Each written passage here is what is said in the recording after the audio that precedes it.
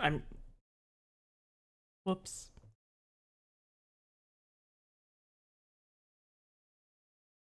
Uh. Give me a sec. I thought I had it.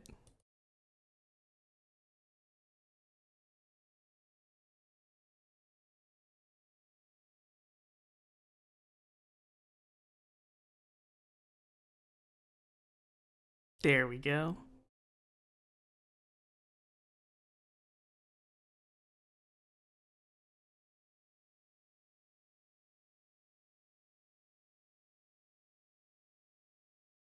All right, there we go. Now I'm all set up. I thought I was set up earlier. So instead of the normal Warhammer today, since my hands are all fucked up from the arthritis, well, early stages, thought I'd do some little read-in stories. I've been meaning to get to this game for 2 years, so let's just hop right in. This game is not suitable for children who are easily disturbed. Good thing I'm not a child. Individuals suffering from anxiety or depression may not have a safe experience playing this game. For content warning, please visit. Ah, shit. Oh well, I have anxiety and possibly depression, so might as well. Oh, that the anxiety part for real.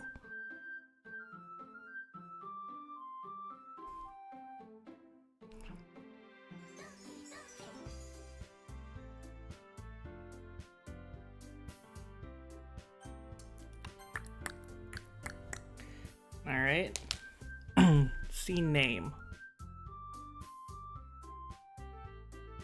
Just name ourselves.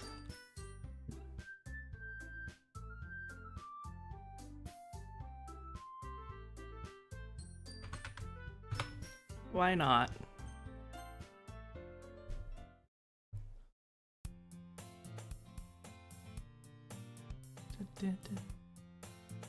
Hey! I see an annoying girl running towards me from a distance, waving her arms in the air like she's totally oblivious to any attention she might draw to herself. The girl is Sayori, my neighbor, and good friend since we were children.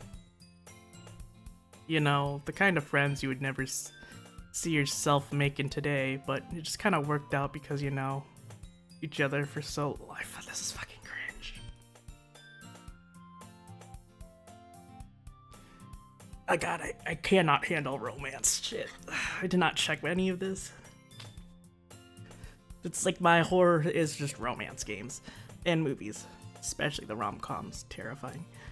We used to walk to school together on days like this, but starting around high school, she would oversleep more and more frequently, and I would get tired of waiting up. But if she's going to chase after me like this, I almost feel better off running away. However, I just sighed and idled in front of the crosswalk to let Sayori catch up to me. Ha ha. Nah, maybe I should do a voice. I overslept again.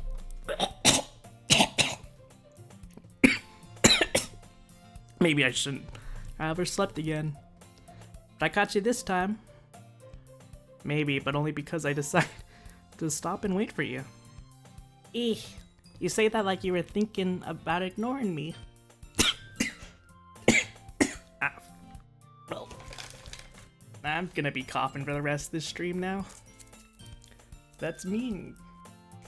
I should have just done with Joe. I don't even want to refer to my name. I'm just Craig. That's mean, Craig. Well, if people stare at you for acting weird, then I don't want them to think we're a couple or something. Fine, fine. But you did wait for me after all.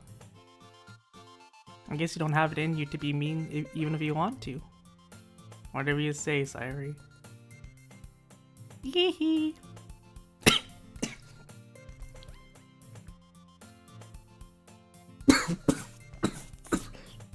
Doing that voice was a mistake. I was cough-free all day.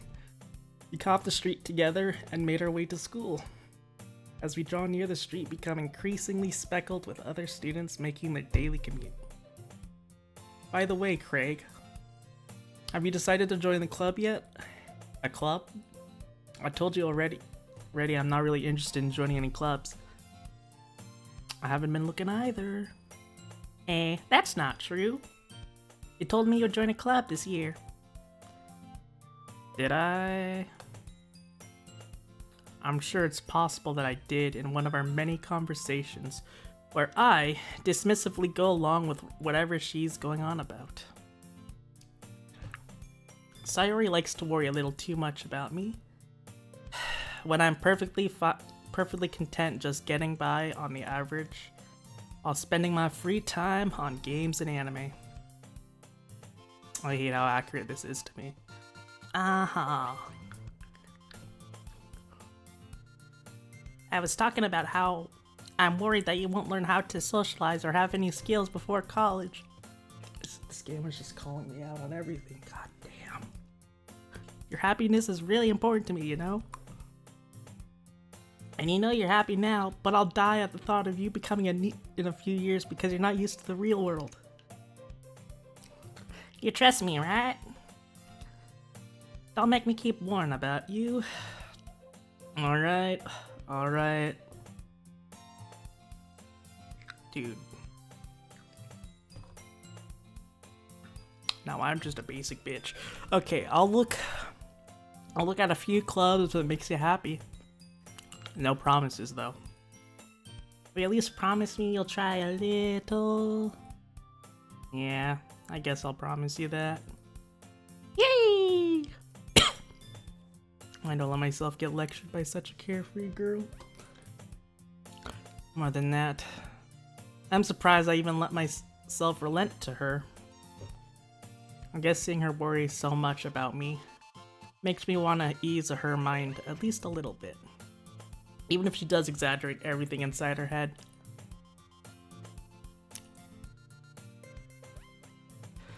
The school day.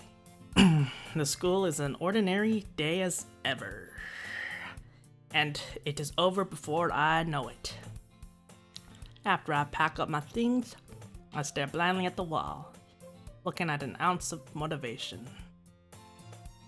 Clubs. Center. I already screwed up her name. Sayori wants me to check out some clubs. I guess I have no choice but to start with the anime club. Hello! Sayori? Sayori must have come into the crowd. I wanted to say classroom. Classroom while I was spacing out. I'm looking around and realizing that I'm the only one left in the class. I thought I'd catch you coming out of the classroom, but I saw you just sitting here and spacing out, so I came in. Honestly, you're even worse than me sometimes. I'm impressed. You don't need to wait up for me if it's... Oh god, that voice messed me up in the beginning. You don't need to wait up for me if it's going to make you late to your own club. Well, I thought you might need some encouragement, so I thought, you know what? Well, that you could come to my club. Sayori? Yeah? There is no way I'm going to your club. Meanie. Sayori is the vice president of the literature club. The worst club of them all. They don't even have Hatsune Miku. Not that I was ever aware that she had any interest in literature. In fact,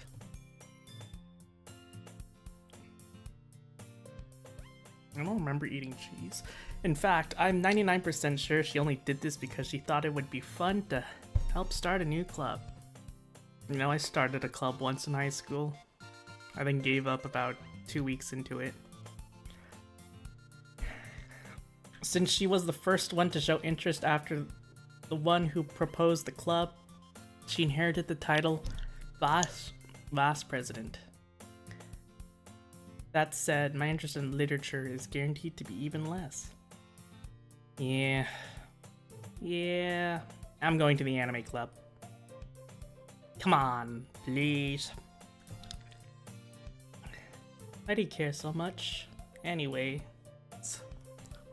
Well, I kinda told my club yesterday I'd bring in a new member. And now Natsuki made a cupcakes and everything. Hehehehe.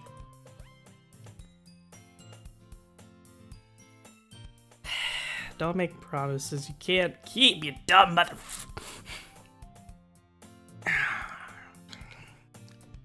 I can't tell if Sayori is really that much of an airhead or if she's so cunning as to have planned all this out. I let out a long sigh. Fine. Oh my god. I don't remember my voice being this rough. Fine. I'll stop by for cupcakes, okay? Yes, let's go. I said. And thus, today marks the day I sold my soul for the cupcake. I dejectedly follow Sayori across the school and up the stairs. A section of the school I rarely visit, being generally used for third-year class and activities. Sayori, full of energy, swings open the classroom door. I sound like a cowboy now because why not? Hello, everyone. The new member is here. I told you, don't call me a new I glance around the room, like the Canadian I am.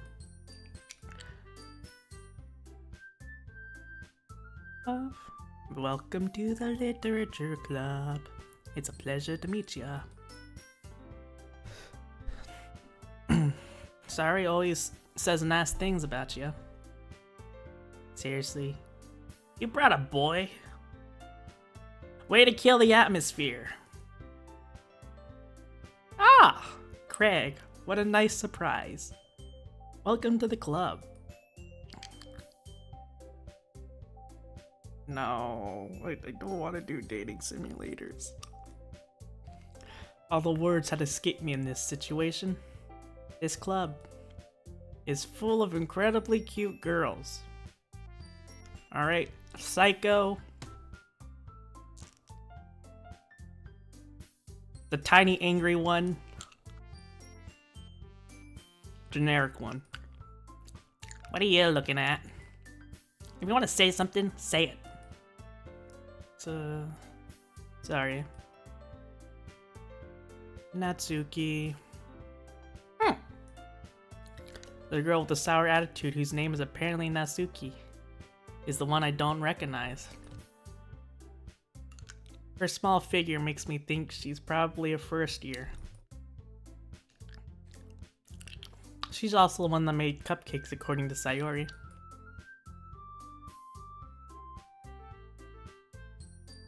I feel like puking. Sayori, no wait, you can't just ignore her when she gets moody. Sayori says that quietly into my ear, then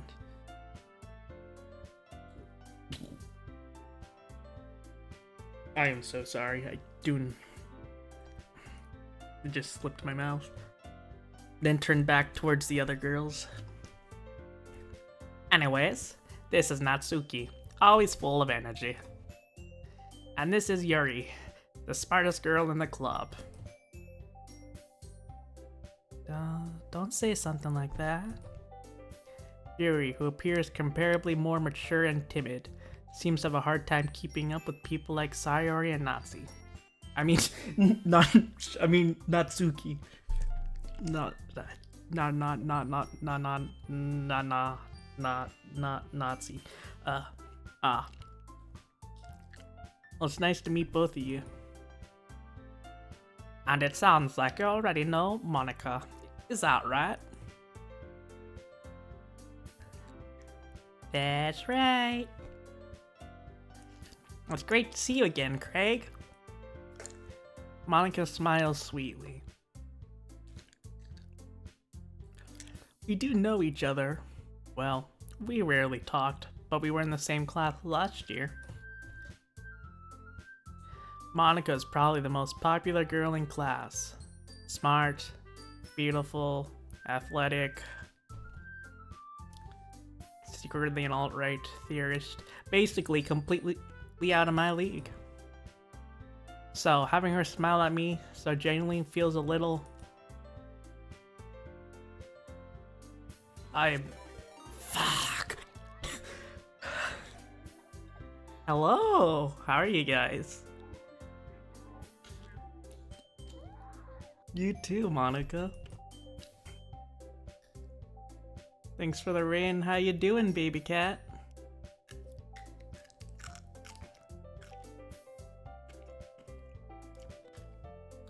Come on, sit down, Craig. We made room for you at the table, so you can sit next to me or Monica. I am doing fine. A little tired. Messed up my voice trying to go high-pitched. And now just cough every now and then. Come sit now. Shit, what was my name? Craig. We made room for you at the table, so you can sit next to me or Monica. Nice, nice. My first time playing it, so... Is this a dating simulator? Just asking. I'll get the cupcakes!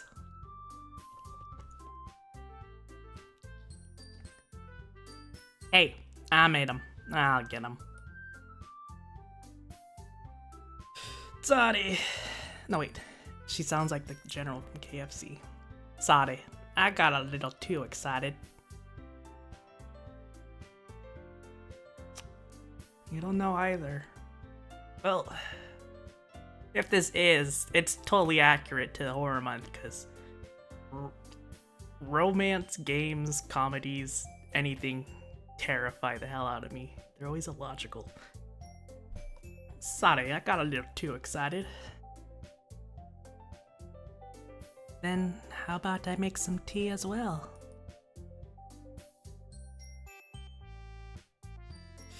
Ooh. Gonna be interesting. The girls had the desks arranged in a form of tables.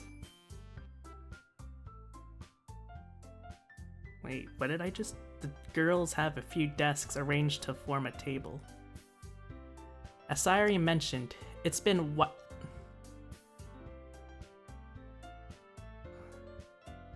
God, I wish I was dyslexic so I could make an excuse to why my brain's forgetting how to say stuff.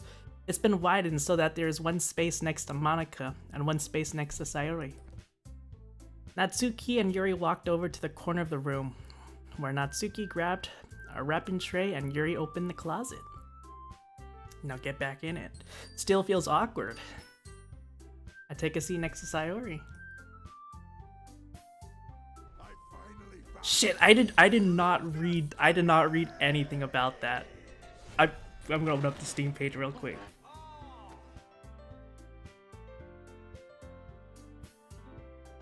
Psychological horror. Huh.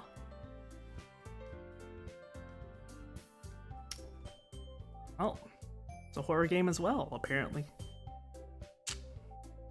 Natsuki proudly marched back to the tables, tray in hand.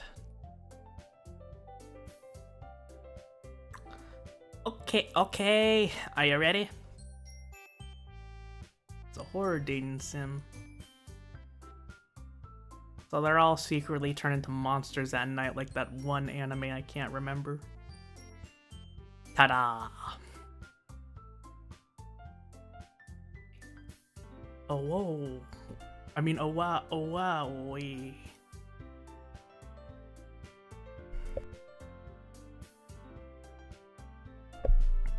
Natsuki lifts the foil off the tray to reveal a dozen white, fluffy cupcakes decorated to look like little cats. I might have watched a game theory episode like years ago, but I basically don't remember anything about it, except one of these is a crazy motherfucker. Natsuki lifts... Oh no, I already read that. The whiskers are drawn with icing, and little pieces of chocolate were used to make ears. So cute.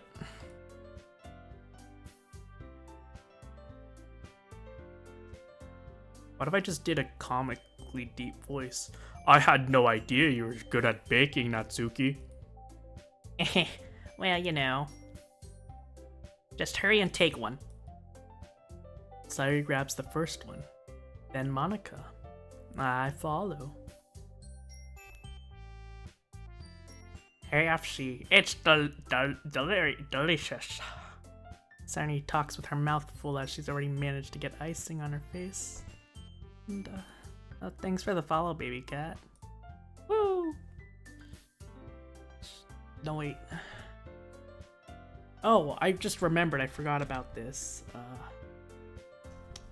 What's the command?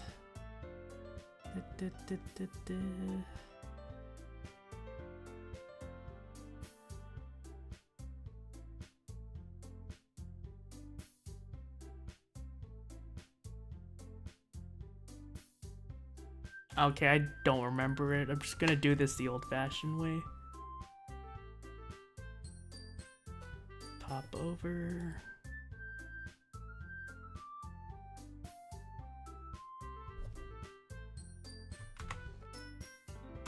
Because I forgot what the command was, so. Woo!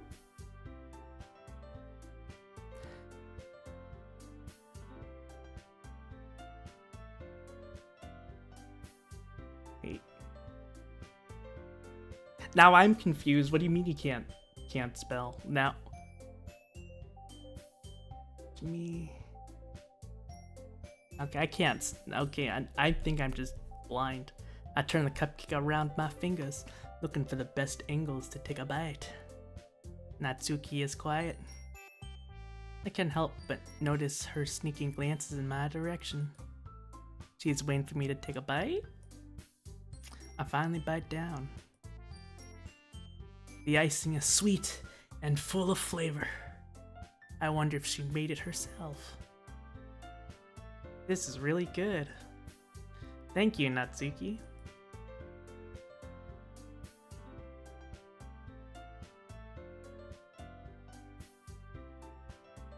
I did DP, not...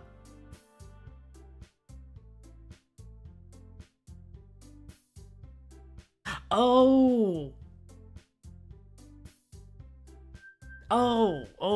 Oh, I get it now. Deep, not DP. Wait a minute, what if I just sound her like an old man? Why? Why are you thanking me? It's not like I... Haven't I heard this somewhere before? Okay, no more of the old man voice. Made them for you or anything? I thought you technically did. Sorry, you said. Oh my. No old man voice for me again. Not until I get rid of this cough.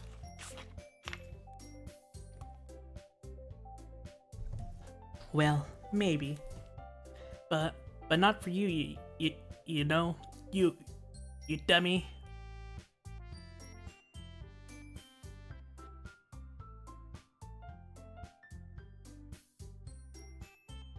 Wait, day 10?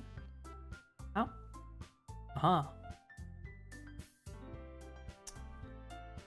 Is there 104 days of school club madness to waiting for? Like I can't figure out how to make this into a Phineas and Ferb reference. All right. Well, technically, because they're in school. So there's 104 days till... Wait a minute. 104 days of school clubs till summer comes along to end it.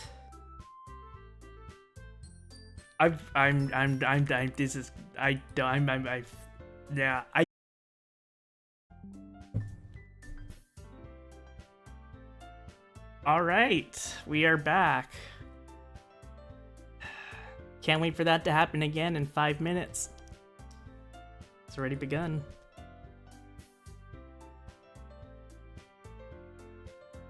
Alright, where was I?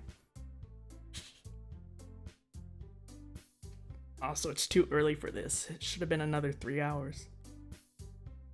Yuri returns to the table, carrying a tea set. That's why I just have it always open on my phone. She carefully placed a teacup in front of each of us before setting down the teapot next to the cupcake tray. God, I can't fucking read at all. You keep a whole tea set in the classroom? Don't worry, the teachers gave us permission. After all, doesn't a hot cup of coffee? A hot cup of tea help you enjoy a good book? Ah. I guess. Don't let yourself get intimidated. Yuri's just trying to impress you. That's not. Insulted. Yuri looks away. I mean, that... You know... I believe you. Well, tea and reading might not be a pastime for me, but I at least enjoy tea. I'm glad. I'm glad. Yuri faintly smiles to herself in relief. Monica raises an eyebrow, then smiles at me. So, what made you consider the literature club?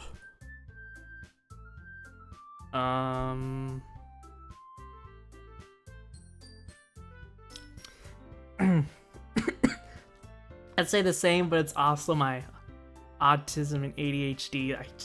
I skip words and then stuff I just get all confused. Which is why I hate word problems as well. I was afraid of this question. Something tells me I shouldn't tell Monica that I was practically dragged here by Sayori. Well, I haven't joined any clubs yet, and Sayori seemed happy here, so... That's okay. Don't be embarrassed. Come here for a smoochin'. We'll make you feel right at home, okay? As president of the literature club, it is my duty to make the club fun and exciting for everyone.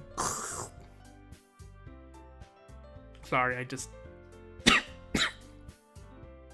accidentally inhaled while I was talking. Monica, I'm surprised. How come you decided to start your own club? Oh, hi, kitty. You could probably be a board member for any of the major clubs. Oh, that's a good kitty. Weren't you the leader of the debate club last year? Ah, ha ha ha, well, you know. I'll have to pet the cat again. It's absolutely necessary. To be honest, I cannot stand all the politics around the major clubs. It feels like nothing but arguing about the budget and publicity and how to prepare for events and public executions, but I'd rather take something I personally enjoy and make something special out of it. Like the Pet Your Cat Club, where you just sit in a room and you pet cats. Give me a sec. There we go. Oh no, don't mind the cat rubbing up against my microphone. And if it encouraged others to get into literature, then I'm fulfilling that dream. Monica's really is a great leader.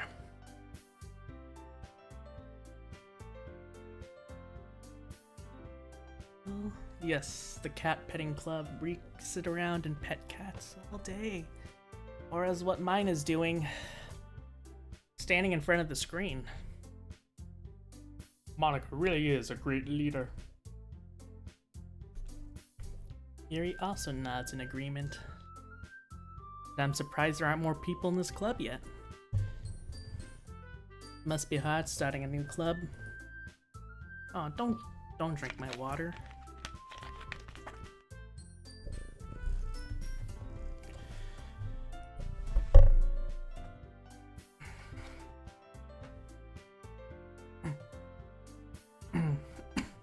Yeah, I like dogs, but I can't really get into them because my last dog was,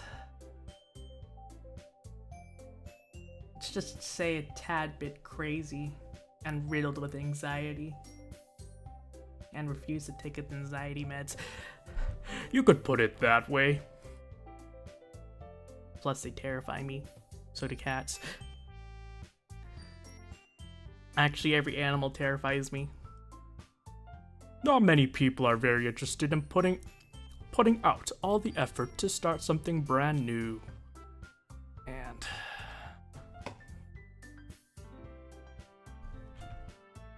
oh no, the cat.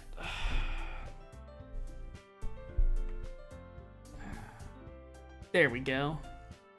Just gonna set you in my lap. Don't try and fight this. Don't try to fight this. It's okay. Resistance is futile. Fuck. Especially when something that doesn't grab your attention, like literature. You have to work hard to convince people you're both. Oh, God. This little cat's a little menace. But it makes.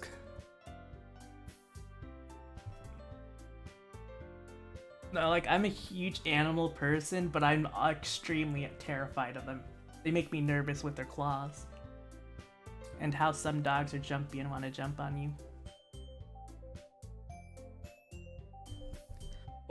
But it makes school events like festivals that much more important.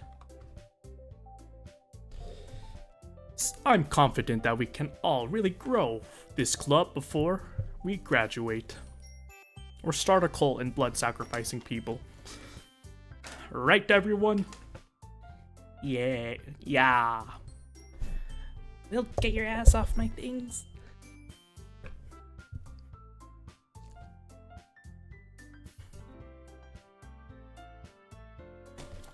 Right. That's all good. I don't have the lurk bot set up. I need to do that at some point. We'll do our best. You know it. Everyone enthusiastically agrees. Such different girls, all interested in the same goal. I need to get that set up at some point.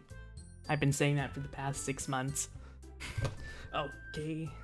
This cat is a little psycho.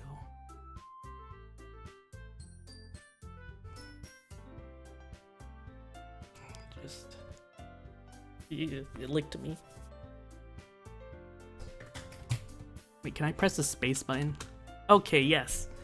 That's gonna make this easier since my mouse is unavailable at the moment. Maybe that's why we're all so delighted by the idea of a new member joining. Though I still don't really know if I can keep up. Oh! Okay. I can't have you on the table anymore. You're gonna break stuff. I'm sorry, cat. Alright. Oh.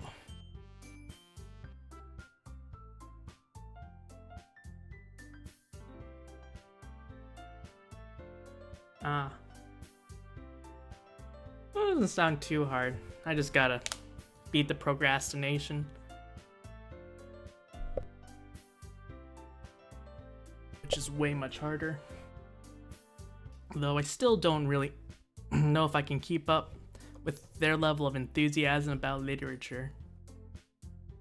So, Craig, What kind of things do you like to read? Well, considering how little I've read in the past few years, I don't really have a good answer. Good way of answering that. Manga. I muttered quietly to myself, half joking. Natsuki's head suddenly perks up like a gopher in the fields. It looks like she wanted to say something, but keeps quiet. Not much of a reader, I guess. Well, that can change.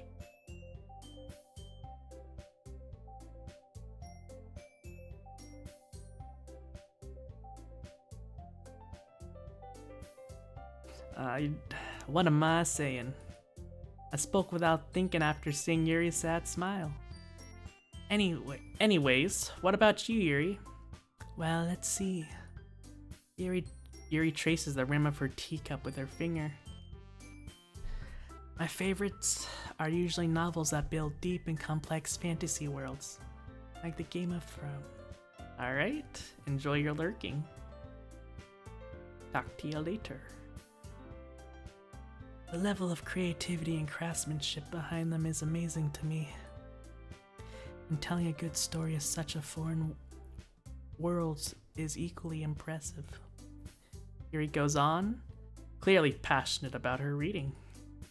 She seems so reserved and timid since the moment I walked in, but it's obvious by the way her eyes light up that she finds her comfort in the world of books, and not people. But, you know, I like a lot of things. Stories with deep psychological elements usually immerse me as well. Immerse is such a weird word. Like emerge, or is it imerge, like iRobot? Isn't it amazing how a writer can so deliberately take advantage of your own lack of imagination to completely throw you for a loop? Anyways, I've been reading a lot of horror lately. I read a horror book once. I desperately grabbed something I can relate to at a minimal level. At this rate, Yuri might as well be having a conversation with a rock. Really? I wouldn't have expected that, Yuri. For someone as gentle as you. I guess you could say that. But if a story makes me think, or takes me to another world, then I can't really put it down. Surreal horror is often very successful at changing the way you look at the world, if only for a brief moment. I hate horror. Oh, why is that? Well, Natsuki's eyes dart over to me for a split second. Never mind. That's right. You usually like to write about cute things, don't you, Nazuki? Oh, what? What gives you that idea? You left a piece of scrap paper behind last club's meeting. It looked like you were working on a poem called...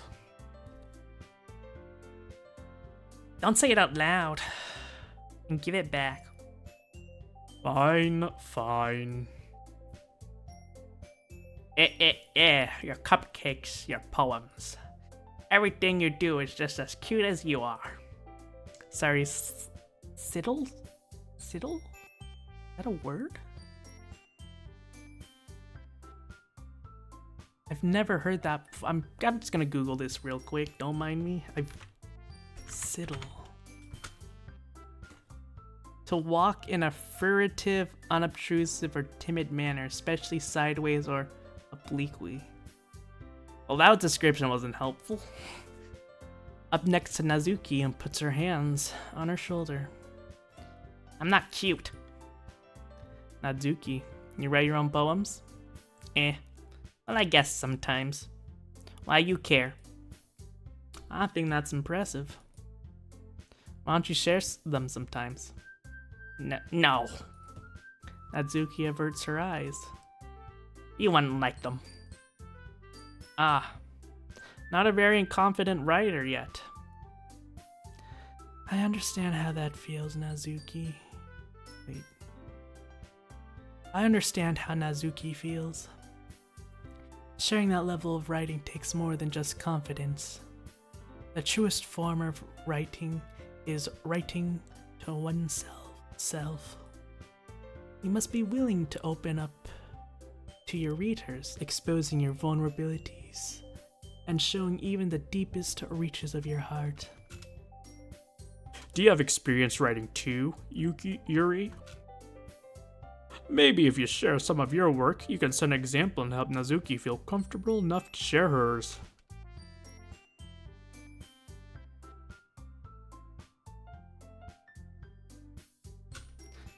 I guess it's the same for Yuri. Aw, I wanted to read everyone's poems. We sit in silence for a moment, as someone breaks the wind, both metaphorically and quite literally. Okay. I have an idea, everyone. Nat? Oh, Nazuki. Nazuki and Yuri look quizzically at Monica.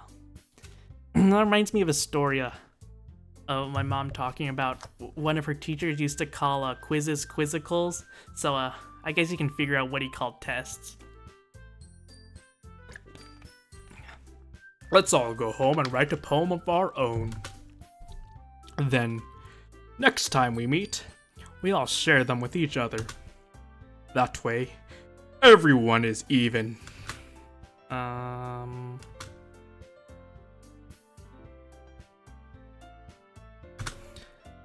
Yeah, let's do it. Plus, now that we have a new member, I think it'll help us all get a little more comfortable with each other and strengthen the bond of the club. Isn't that right, Craig? Monica smiles warmingly at me once again. Hold on. There is still one problem. What's that? Now that we're back to our original topic of me joining the club, I've only come forth with what's been in my mind the entire time. I never said I'd join your club. Sayuri may have convinced me to stop by, but I never made any decision. I still have other clubs to look at and,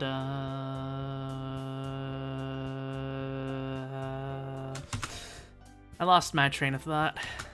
All four girls stared back at me with dejected, oh, now I feel bad. I didn't even do any of the dejecting. Bye it.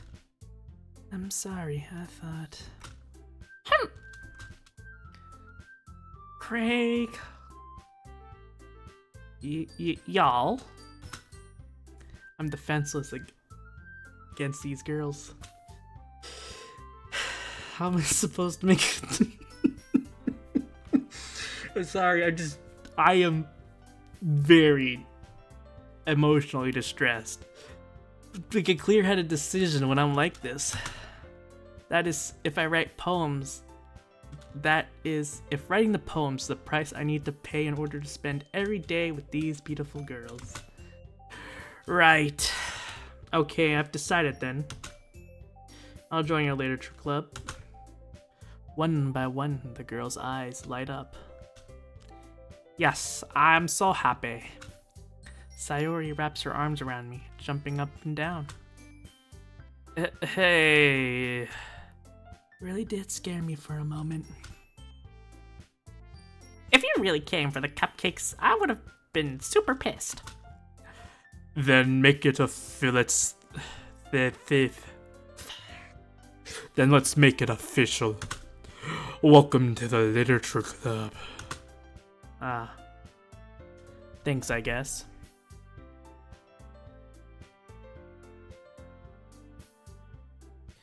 Okay, everyone. I think that we can officially end today's meeting on a good note.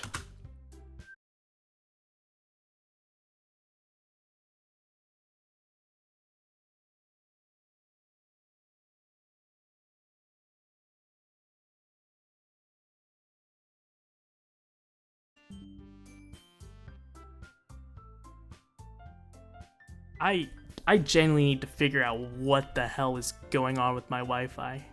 I bought an extension cord, and hopefully that fixed the problem. Monika looks at me once more. Kaiba, I look forward to seeing how you express yourself. Yeah.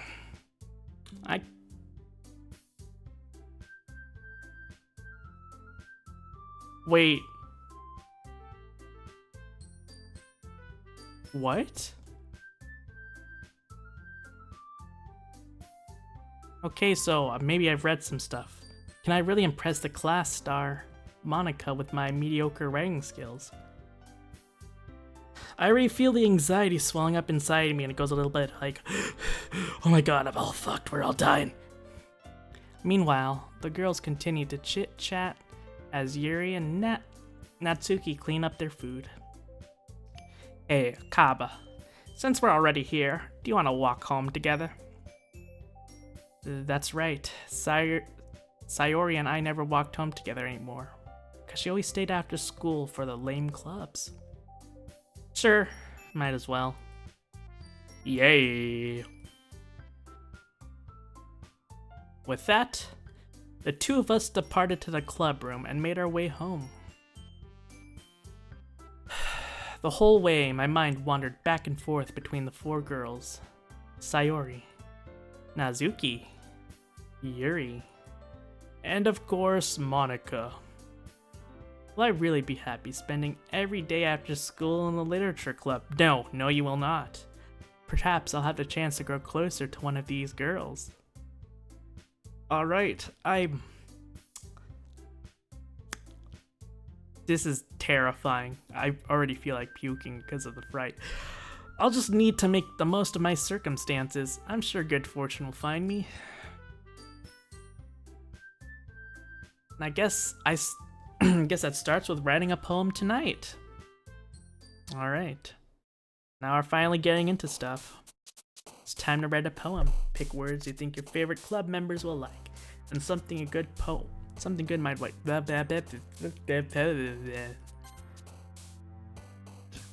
Alright. Let's see.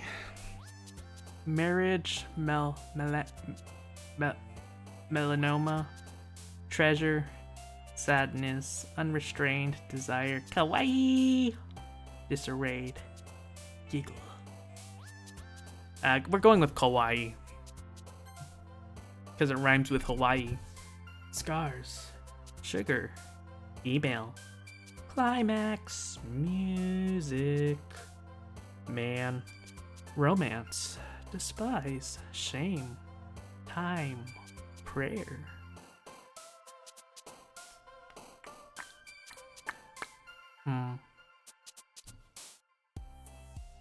Let us see. Maybe we'll go with climax. Analysis, existence, shopping, games, atone. Doki Doki, summer. Wait. It's already calling to us. Holy shit, there's 20? Oh my. This is fine. See, chocolate, infinity, and misfortune. Boop. I know what we're going with. Vitality, ribbon. Where's a ribbon? Childhood, sweets, alone, hurt, tragedy, happiness, vertigo. I'm gonna stop reading these out, not because I don't want to. It just, it'll probably make it go by a little faster. Let's go with unstable. See, clumsy, piece together, heartbeat, empty, milk. We'll go with death.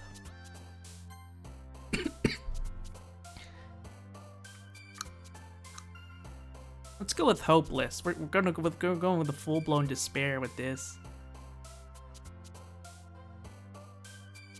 Wait.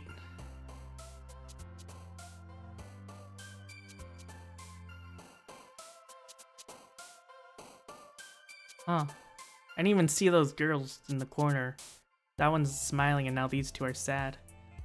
Alright. Let's go with sensation. Oh, alright. Let's see. Given how she is, let's go with landscape. And then let's see. Flowers would, no, I thought flowers would be the other girl.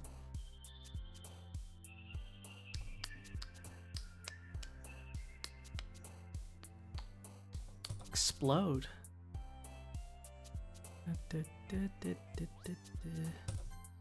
Disown, lust. Go with fireflies. Unrequited. Bunny. Dance. Contamination. And passion.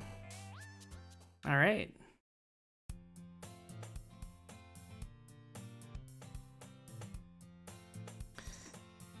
Hi again, Craig. Glad to see you didn't run away from us. Ha ha ha ha ha ha. Nah, don't worry. This might be a little strange for me, but at least kept my word. Well, I'm back at the literature club. I don't know how life got here, but I was the last one to come in, so everyone else is already hanging out. Thanks for keeping your promise, Craig. I hope this isn't too overwhelming of a commitment for you. Making you dive headfirst into literature when you're not accustomed to it. Oh, come on. Like he deserves any slack. Sayori told me you didn't even want to join this club this year. And last year too. I don't know if you're planning just to come here and hang out or what. But if you don't take us seriously, then you won't see the end of it. Alright, she's definitely gonna kill me. Alright. Natsuki, you certainly have a big mouth for someone who keeps her manga collection in the club room. Me. Natsuki finds herself stuck between the words Monica and manga. Manga is literature. Swiftly defeated, Natsuki plops back into her seat. Whoop. Don't worry, guys. Craig always gives his best as long as he's having fun. Help me with the busy work without even asking. Like cooking, cleaning my room. How dependable. Sayori, that's because your room is messy. It's distracting. And you almost set your house on fire once. Like, God, I know someone like that. Well, except not once. They almost burnt down their house twice.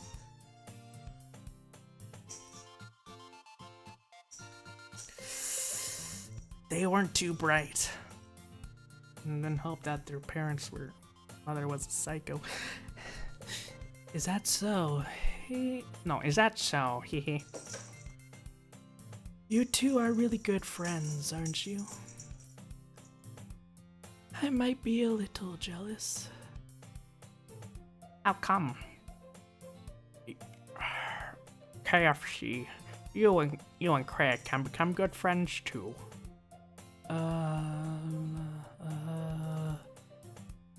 Sayori?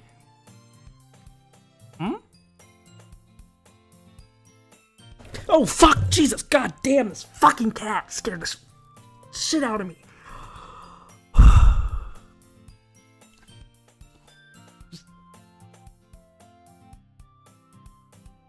Really running around like you're on methamphetamine. Someone needs to give this cat some catnip to chill out. As usual, Sayori seems oblivious to the weird situation she put me into. That explains it now.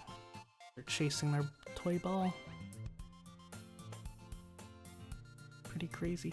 Okay, let's see, where was I? Oh. You even brought you something today, you know? Well, wait, Sayori. Me?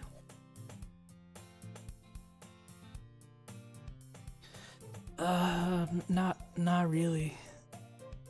Don't be shy. It's really nothing. What is it? Never mind. Sorry I made it sound like it was a big deal whether it's really not.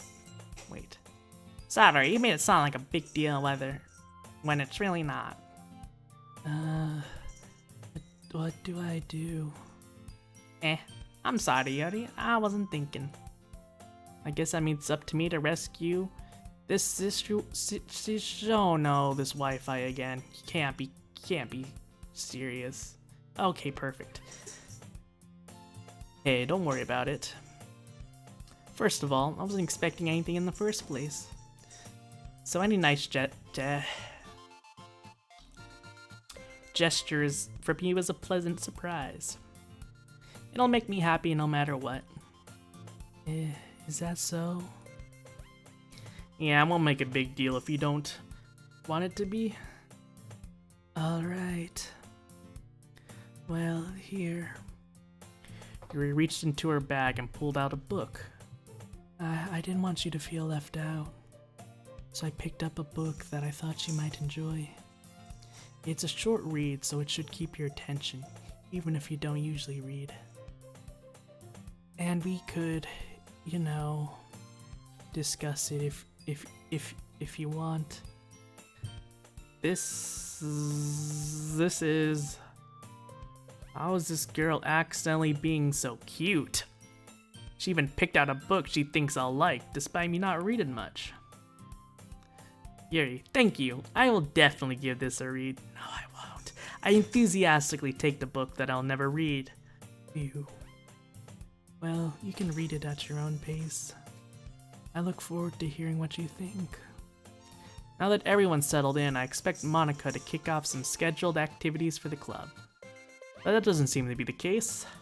Sayuri and Monica are having a cheery conversation in the corner.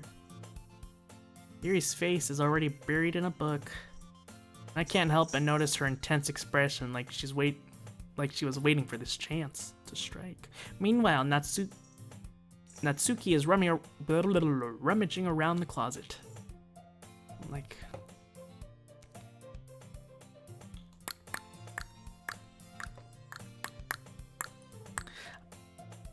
But at the same... Wait, did I read? But at the same time, I would feel bad for distracting her from her reading. I catch a glimpse of the cover of her book. Looks like the same book she lent to me. Well, no duh. More than that, she seems to be on the first few pages. Crap. I think she noticed me looking at her. She sneaks another glance at me, and our eyes meet for a split second. But that only makes her hide her face deeper into her book. Sorry. I was just spacing out. I mumble this, sensing I made her uncomfortable. Oh. It's fine. If I was focused, then I probably wouldn't have noticed in the first place. But I'm just rereading a bit of this, so... That book you gave me, right? Mm-hmm. I wanted to reread some of it. Not for any particular reason. Just curious, how come you have 2 copies of the same book? Well, when I stopped by the bookstore yesterday, that's not what I meant. I mean, I just happened to buy 2 of them. Ah, I see. There's something very obvious here that Yuri isn't telling me, but I decided to let it go. I'll definitely start reading it soon. I'm glad to hear that. Once it starts picking up, you might have a hard time putting it down. It's a very engaging and relatable story. Is that so? What's it about anyways? Well... Yuri closed the book and scanned her eyes over the back. The book is titled Portrait of Markov? There's an ominous eye symbol on the front cover. Give me a sec. Right. There's an ominous eye looking on the front cover. Alright. I just wanted to make sure I don't accidentally give anything away. Basically, it's about a girl in high school who moves in with her long-lost younger sister. But as soon as she does, her life gets really strange. She gets targeted by people who escape from a human experiment prison. And while her life is in danger, she needs to desperately choose who to trust. No matter what she does, she ends up destroying most of her relationships, and her life starts falling apart. Sounds like me. Well, minus destroying their relationships, because I don't have any. It's kind of dark, isn't it? Yuri made it sound like it was gonna be a nice story. So dark. So that dark turn came out of nowhere. Yuri gently giggled all of a sudden. Are you not a fan of that sort of thing, Kyle? No, it's not that. I mean, I can definitely enjoy those kinds of stories. So don't worry. I hope so. Yeah. Totally forgot that Yuri is into those things. She's so shy and reclusive on the outside, but her mind seems to be completely different.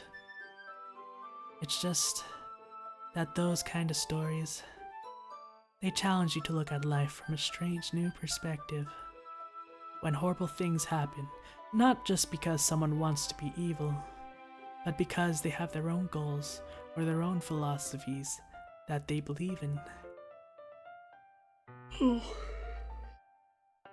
sorry. Then suddenly, when you thought you related to the protagonist, they made out to be naive. They made out to be the naive ones for letting their one-sided morals interfere with the villain's plans. I'm rambling, aren't I? Not again. I'm sorry. Hey, don't apologize. I haven't lost interest or anything yet. Well, I guess it's alright then. But I feel like I should let you know that I have this problem. When I let things like books and writings fill my thought, I kind of forget to pay attention to other people. So I'm sorry if I end up saying something strange. And please stop me if I start talking too much. I don't think you really need to worry. That just means you're passionate about reading, like I am about Transformers. It's the least I can do is listen. It's a literature club, after all. That's true. In fact, I might as well get started reading it, right? Oh, wait, that was not... Oh, you don't have to. Aha, what were you saying? Just a moment ago, you said you were looking forward to it. Let me just get the book. I quickly retrieved the book I had put into my bag. Alright, it's fine if I sit here, right? I slip into the seat next to Yuri. Yeah. Are you sure? You seem a little apprehensive at all. Oh my god, I keep yawning. I'm sorry. It's not that I don't want to. It's just something I'm not very used to. That is, reading in company with someone else. I see. Well, just tell me if I end up distracting you or anything. Oh, alright. Open up the book and start the prologue. I soon understand what Yuri means about reading in company. It's as if I can feel her presence over my shoulder as I read. It's not a particularly bad thing, maybe a little distracting, but the feeling is somewhat comfortable. Yuri's in the corner of my eyes, and on my private tabs. I realize that she's not actually looking at her own book. I glance over. It looks like she's reading from my book instead. Sorry. I was just... Yuri, you really don't need to apologize, don't you? You really apologize a lot, don't you? I do? I don't mean to. I'm sorry. I mean, if we found the Canadian. Ha ha ha ha. Here, this should work, right? I slide my desk until it's up against Yuri's, then hold my book more between the two of... Wouldn't it be two of us? Because it's, why would I refer to myself in the third person? Alright, time to deduct points from this game for being inaccurate.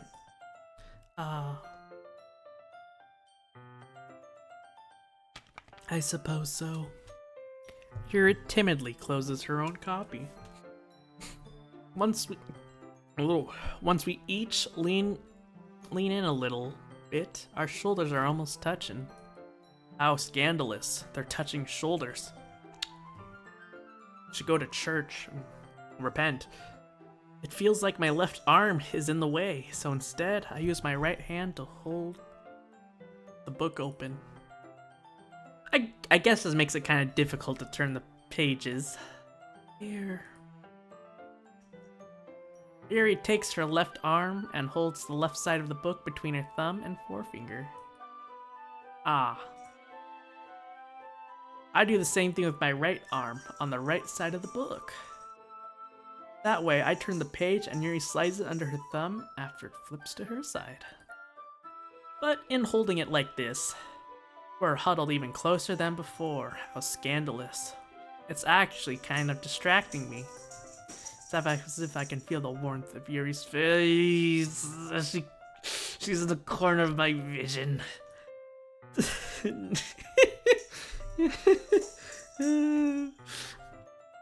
Are you ready? To turn the page. Sorry. I think I got a little bit distracted for a second. I glance over at Yuri's face again and our eyes meet. I don't know how I'm able to keep up with her. That's okay. You're not used to reading, right? I don't mind being patient if it takes you a bit longer. It's probably the least I can do. Since you've been so patient with me. Yeah. Thanks. We continue reading. Yuri no longer asks me if I'm ready to turn the page. Instead, I assume she's finished the page before me, so I turn it by my own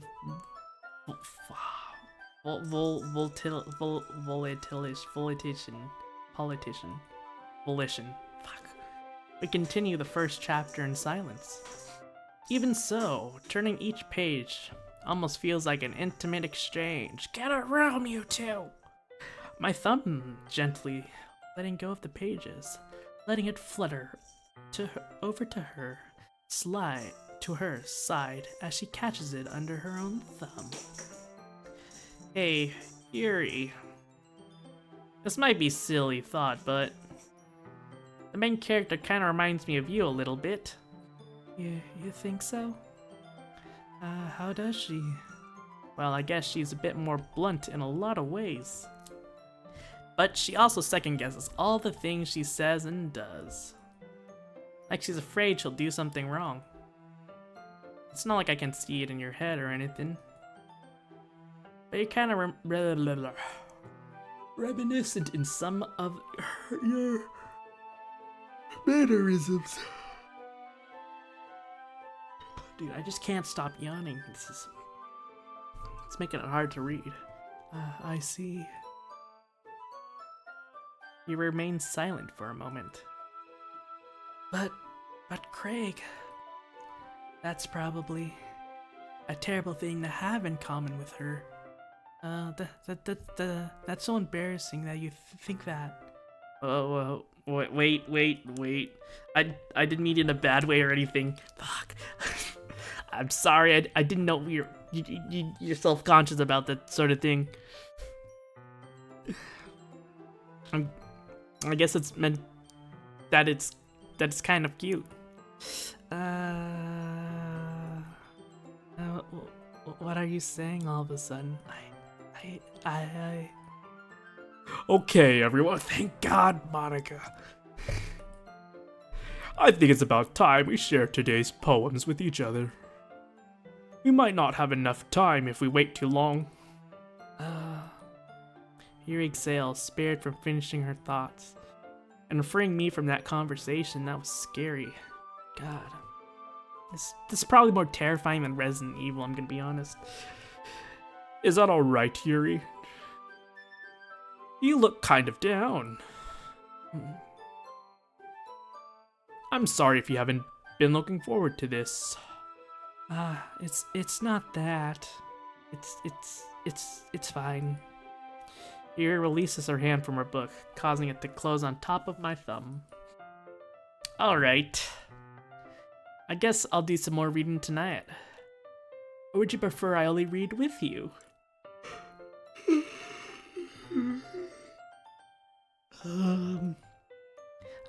I guess I don't have too much of a preference either way.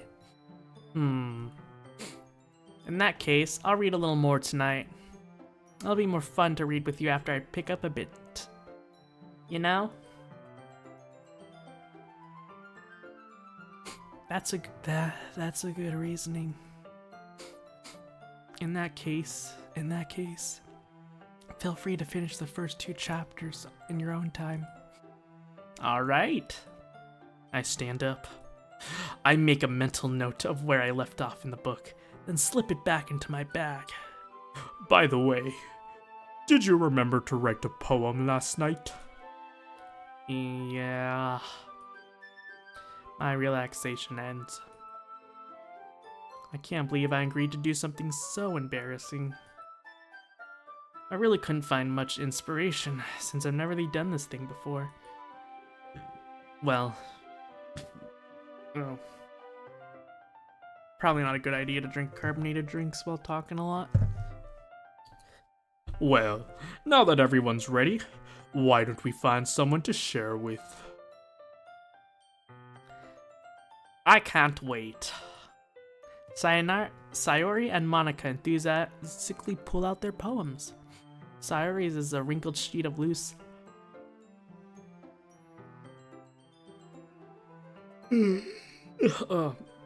is a loose leaf torn from a spiral notebook. I'm sorry, I didn't get good sleep last night. On the other hand, Monica wrote hers in a composition notebook. I can already see Monica's pristine handwriting from where I sit. Oh, he's got some pretty good eyes. I kind of want his. I'll trade him eyes. Natsuki and Yuri reluctantly comply as well, reaching into their bags. They pull out guns. I do the same myself. Who should I show my poem to first? Eeny, meeny, miny, mo. Catch a literature club member by its toes. If it hollers, let 'em go. I choose you. I hit the wrong one. I'm definitely more comfortable sharing it with Sayori first. She's my good friend, after all.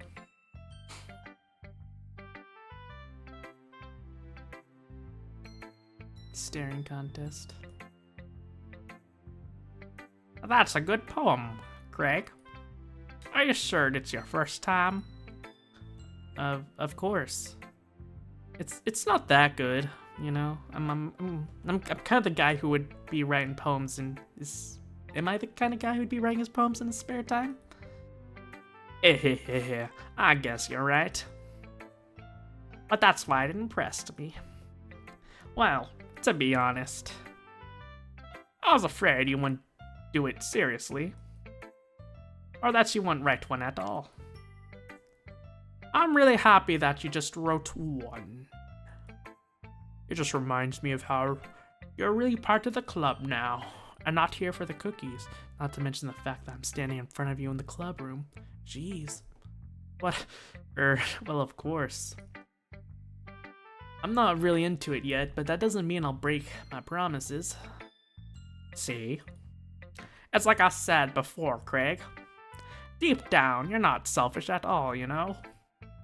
Trying new things like this for other people. That's something only a really good person does, or someone who's trying to get into someone's pants. It really depends. Thanks, Sayori. I'm not sure Sayori sees the full picture of my motives here. Then again, I can't deny she's part of the reason I joined. Knowing how much this means to her and all. Yeah. I'm gonna make sure you have lots of fun here, okay? That'll be my way of thanking you. Alright. I'm gonna hold you to that then. Yay. Now, you'll read my poem too, right? Don't worry, I'm really bad at this.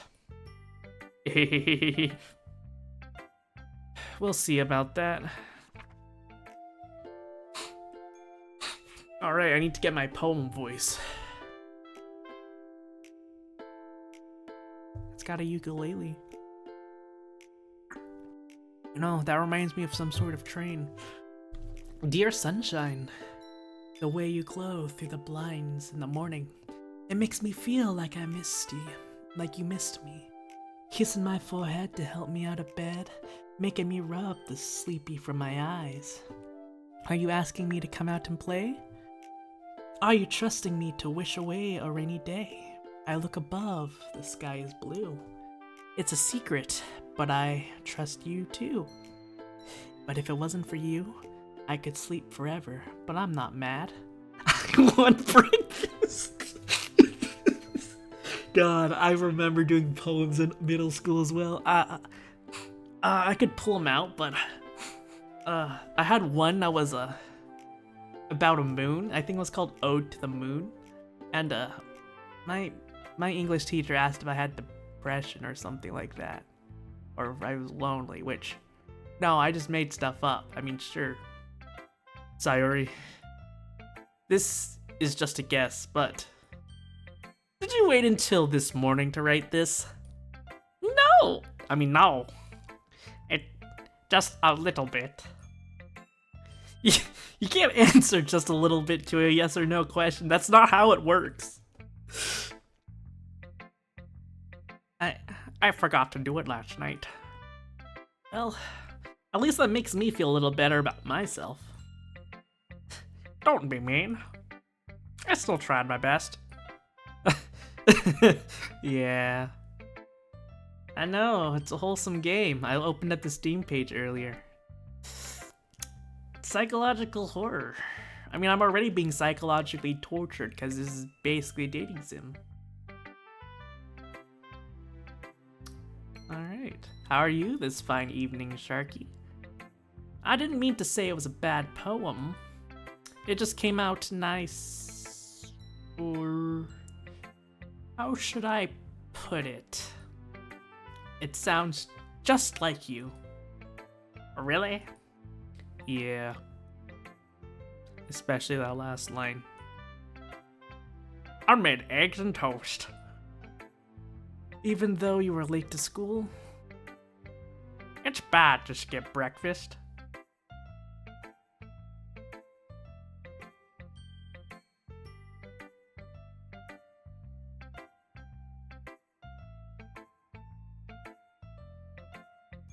I don't think I said bitch at all.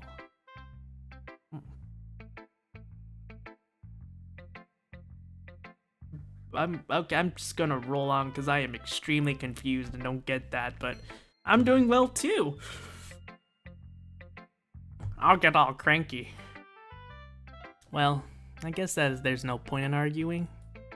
Anyways, Thanks for showing me. Vibin', just vibin'. Got a little cough, so I can't do my old man voice. Or I can, but I'll just start coughing. How about you, Sharky? This is so much fun. Monica's the best. Yeah. But next time I won't forget.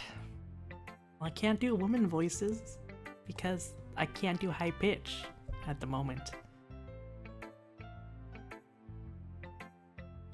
I'm gonna write the best poem ever. It's gonna be about dinner, isn't it? Well, I'm looking forward to it. Alright. Eeny, meeny, miny, mo, catch a literature club student by its toe. If it hollers, let it go. I choose you.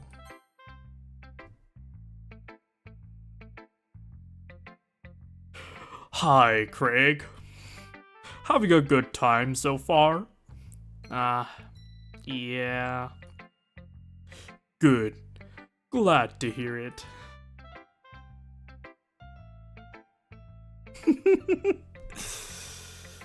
Alright, I'll do Yuri next. By the way, since you're new and everything,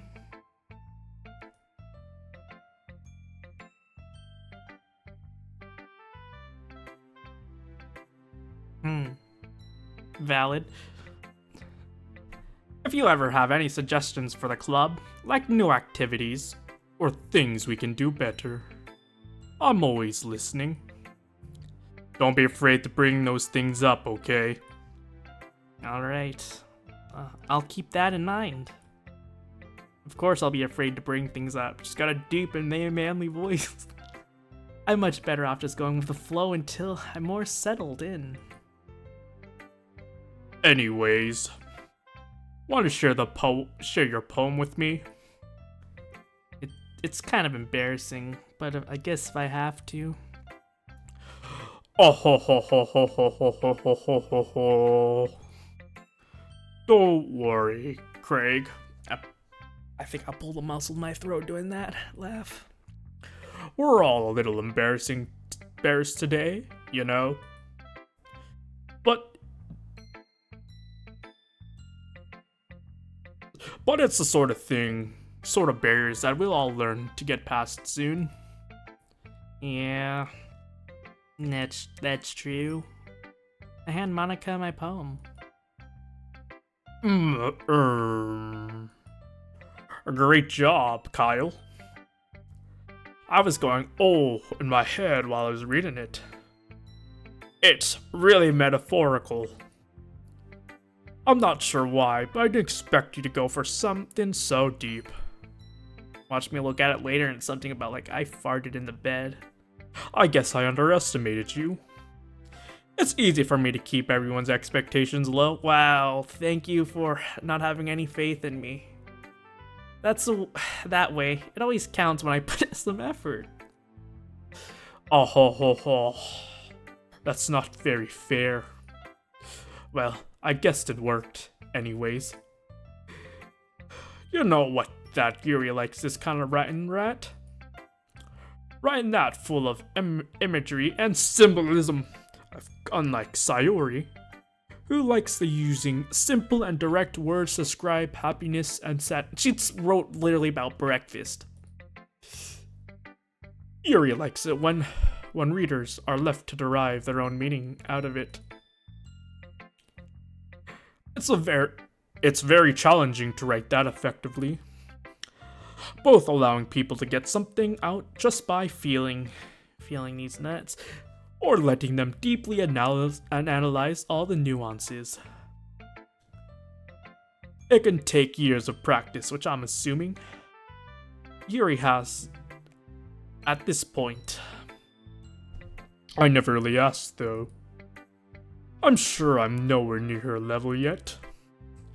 Don't worry about that. You do your own thing. Just keep exploring and learning by trying new things. I'm sure I'll end up end up trying different things a lot. It could take a while before I feel comfortable doing this. I could never do this. I'd rather drop dead. That's okay. I'd love to see you try. That came out wrong. That's the best way to find that kind of style that suits you. Everyone else might be a little biased towards their own kind of style. But it's always helpful to find what suits you the most. So don't force yourself to write everyone else to... Fuck. Don't force yourself to write the way everyone else wants you to write. What's a pump and dump?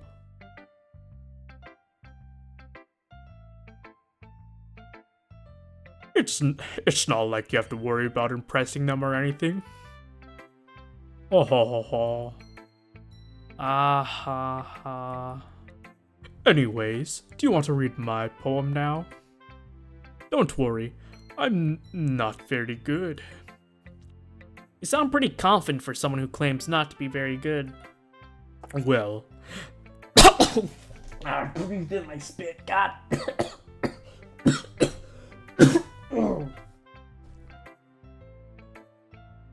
Shit. Oh, God, that hurt.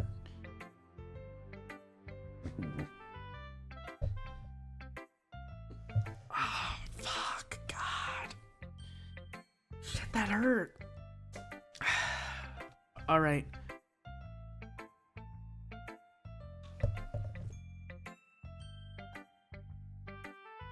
Why would I smash someone and run? That's a crime. Well, that's 'cause I have to sound confident. That doesn't mean I always feel that way, you know? I see. Well, let's read it then. Hole in the wall. Okay. I don't like where this is going already. It couldn't have been me. See? The directions that spackle protrudes. A noisy neighbor? An angry boyfriend? I'll never know. I wasn't home. I peered inside for a clue. No! I can't see. I reel, blind like a film left out in the sun. But it's too late. My retina's already scorched with a permanent copy of the meaningless image. It's just a little hole. It wasn't too bright. It was too deep. Stretching forever into everything, a hole of infinite choices, and realize now that I wasn't looking in, I was looking out, and he on the other side was looking in. Okay, that is ominous. What do ducks have to do with any of it? I'm not gonna think about it too hard because I don't get it. So, what did you think? It's very free-forming, if that's what you would call it. Sorry, I'm not really the right person to ask for feedback. Oh, ha, ha, ha, it's okay. Yeah, that kind of style has gotten pretty popular nowadays. That is, a lot of poems have put emphasis on timing between the words and lines. Remember my English teacher, complete psycho about how you say stuff.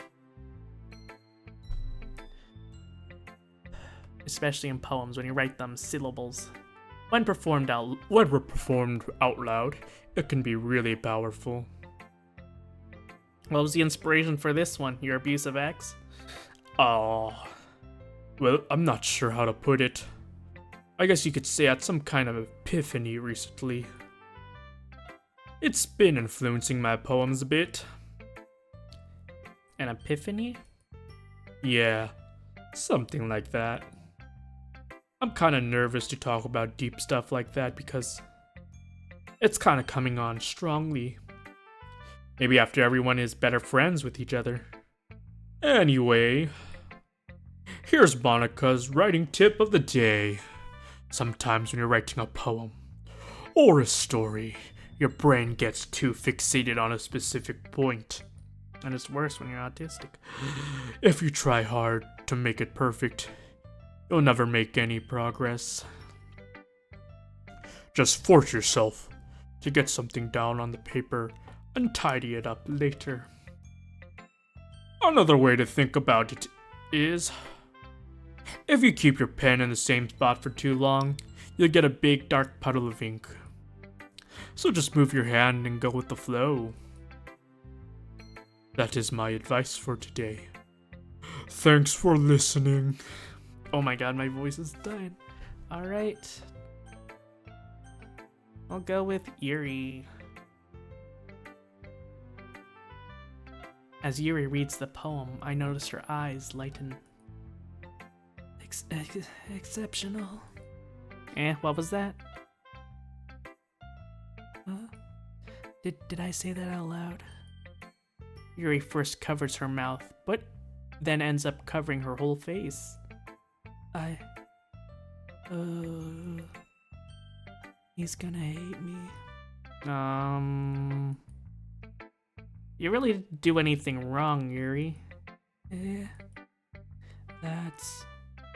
I guess you're right. What am I getting so nervous for?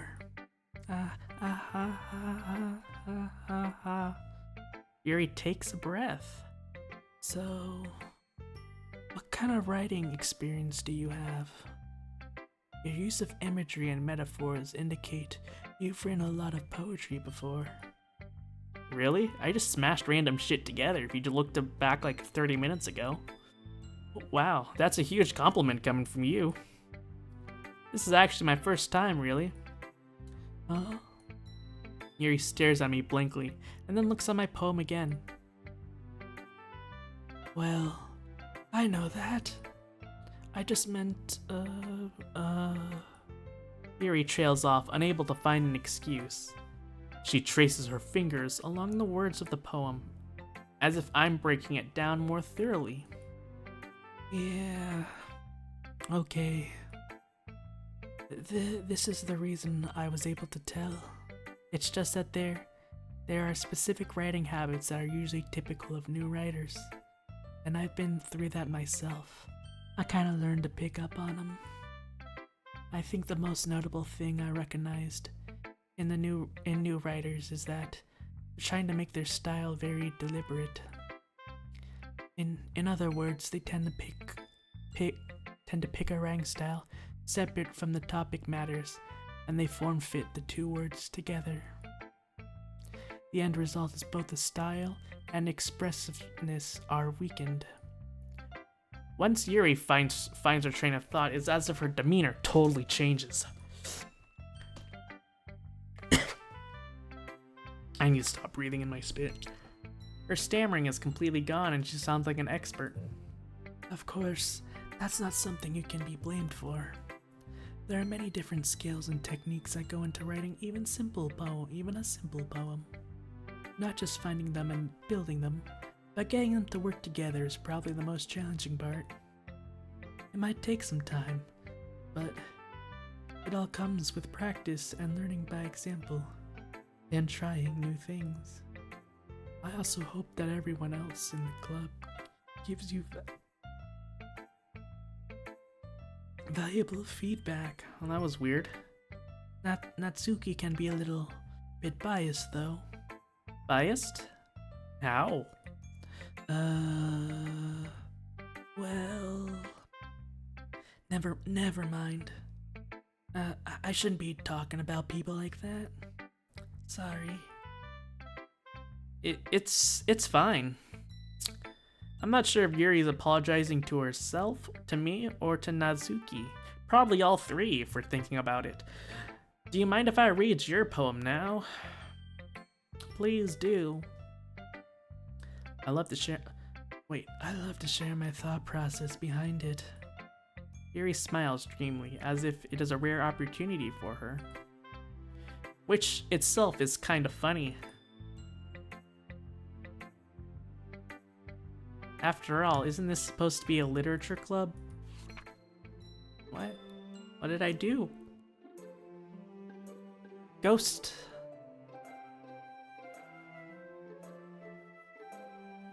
Season W of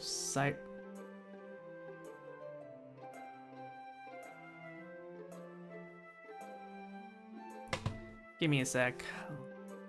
Cyberpunk Edge.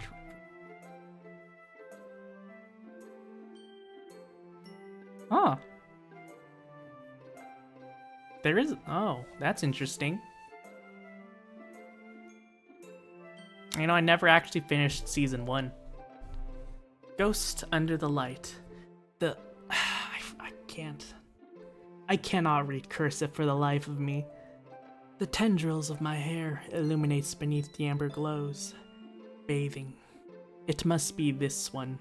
The last remaining streetlight to have withstood the test of time. The last yet to be replaced by the sickening blue-green hue of the future. I bathe, calm, breathing air of the present, but living in the past. The light flickers. I flicker back. Alright.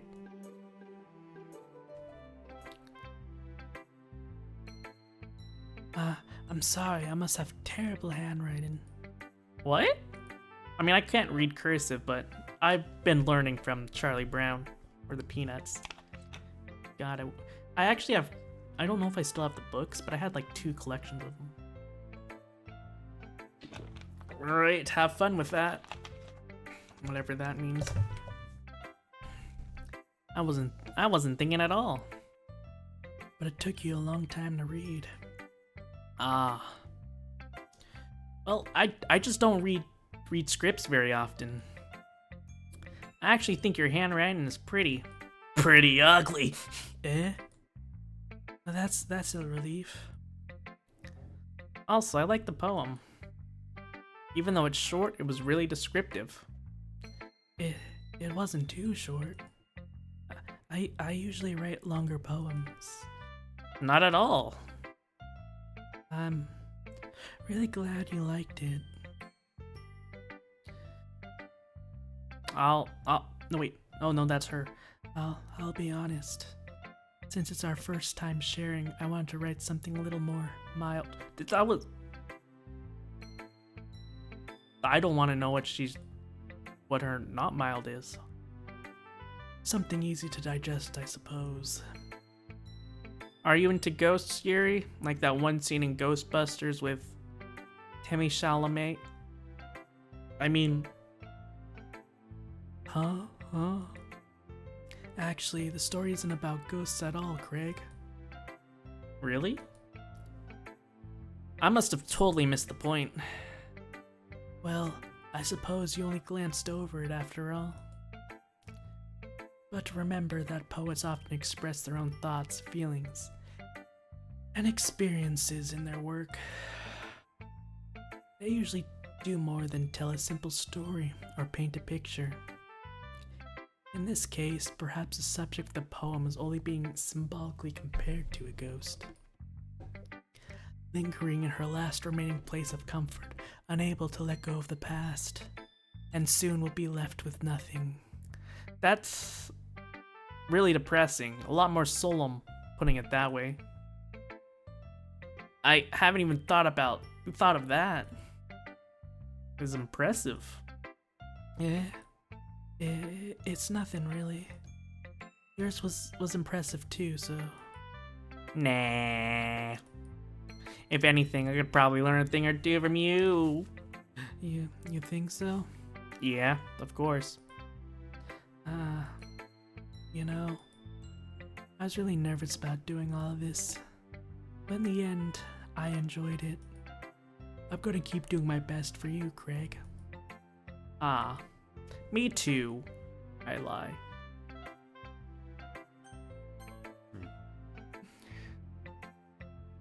There's a lot of reading in this.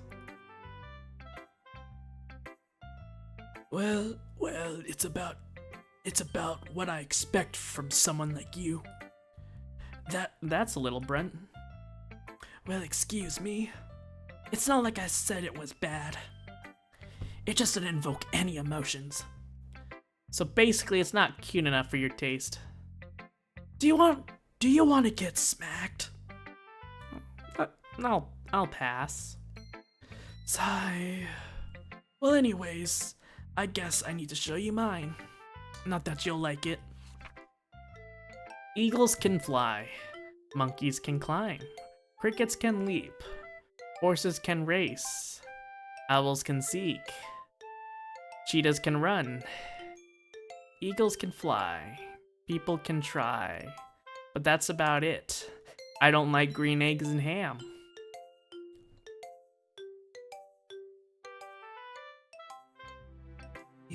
Yeah. I told you when you're gonna like it. I liked it. What? Just be honest. I am? Why are you so convinced that I wouldn't like it? Well, because everyone in high school thinks that writing has to be all sophisticated and stuff. So people don't even take my writing seriously. But isn't the point of a poem for people to express themselves? Like the Cat in the Hat, who knows a lot about that, but you wouldn't know that because he's a badass. Your writing style wouldn't make your message any less valid. Yes, exactly. I like when it's easy to read, but it hits you hard. Well, it hit me hard. And took away a few brain cells. Like in this poem. See, everyone around you does great things, but can really be disheartening. So I decided to write about it. Yeah, I understand that. Dude, you just wrote a list of what birds could do. But the other nice things about simple writing is that it puts more weight on the wordplay.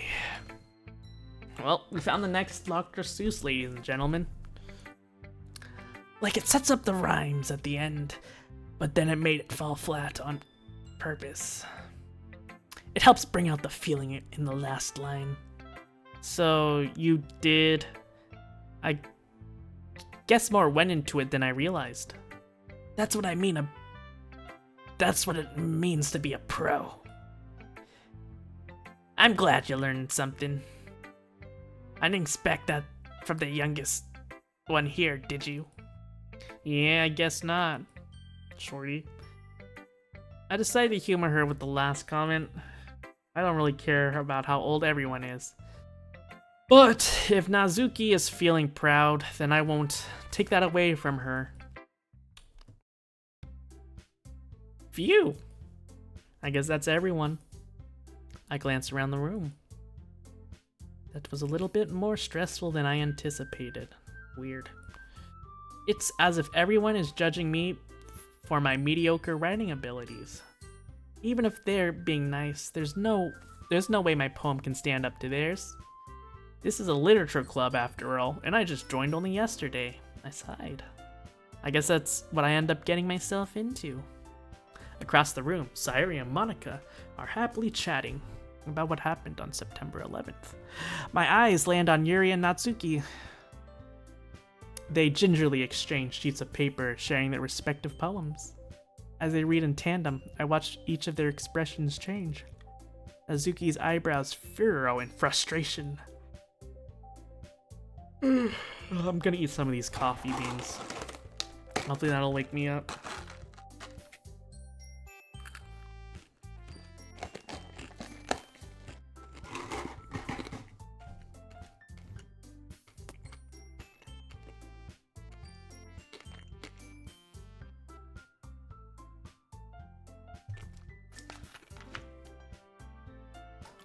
Alright. Meanwhile, Yuri smiles sadly. What's with this language? Eh? Did you say something? Oh, it's nothing. I just stabbed my mouth. I bit my cheek.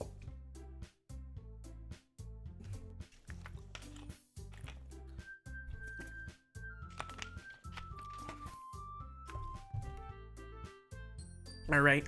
Nazuki dismissively returns the poem to the desk with one hand. I guess you could say it's fancy. Ah, thanks. yours is cute. Cute? Did you completely miss the symbolism or something? It's clearly about the feelings of giving up. How can that be cute? I know that. I just meant the language, I guess. I was trying to say something nice. Eh? Give me. Oh, fuck.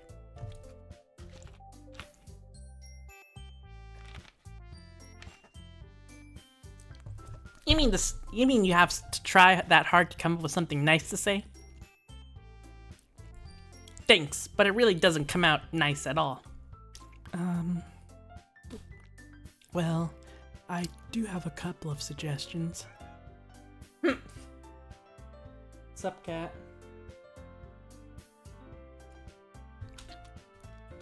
If I was looking for suggestions, I would have asked someone who actually liked it. Which people did, by the way. Sayuri liked it. And Craig did too. So based on that, I'm gladly give you some suggestions of my own. First off, Excuse me. I appreciate the offer, but I spent a long time establishing my writing style. I don't expect to change anytime soon, unless, of course, I come across something particularly inspiring, which I haven't yet.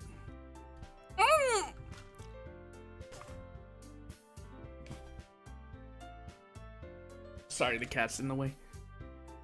And Craig liked my poem too, you know. He even told me he was impressed by it. Nazuki suddenly stands up. oh! I didn't realize you're so invested in trying to impress our new member, Yuri. Eh?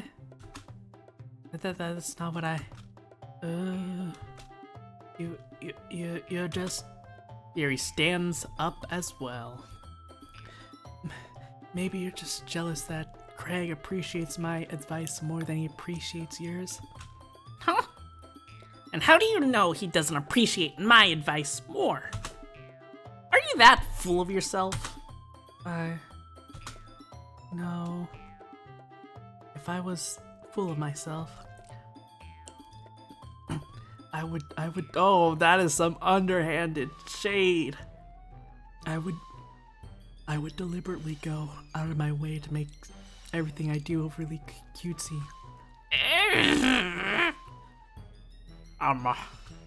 Is everyone okay? Well, you know what?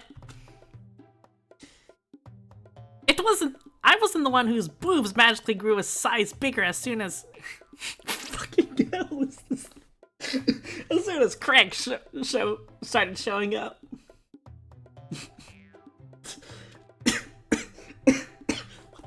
What am I reading? Nazuki. Nazuki, that's a little... This doesn't involve... This doesn't involve you. Let's see, what do you sound like? I don't like fighting guys. Suddenly, both girls turned towards me as if they just noticed I was standing there. Kaiba. Fuck, I said my name.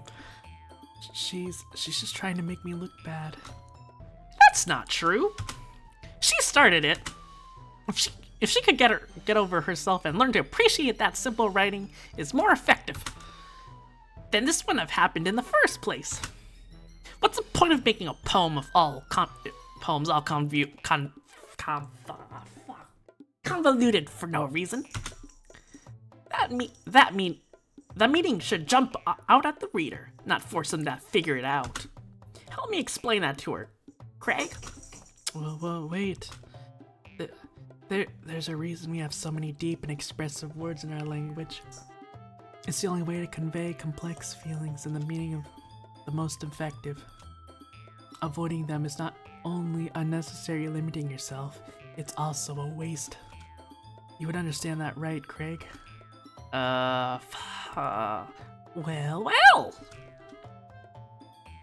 How did I get dragged into this? Into the first place? It's not like I know anything about writing. But whoever I agree with, they'll probably think more highly of me. So, gonna be...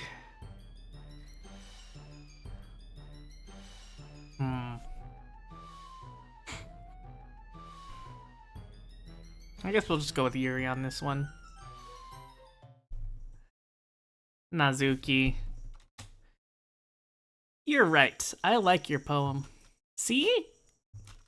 Wait. That's not an excuse for you to be so mean. You shouldn't pick a fight with someone because... You shouldn't pick a fight just because someone's opinion is different. Oh, they haven't heard of Twitter. That's not what happened at all. Yuri won't even take my poem seriously. I understand. Yuri.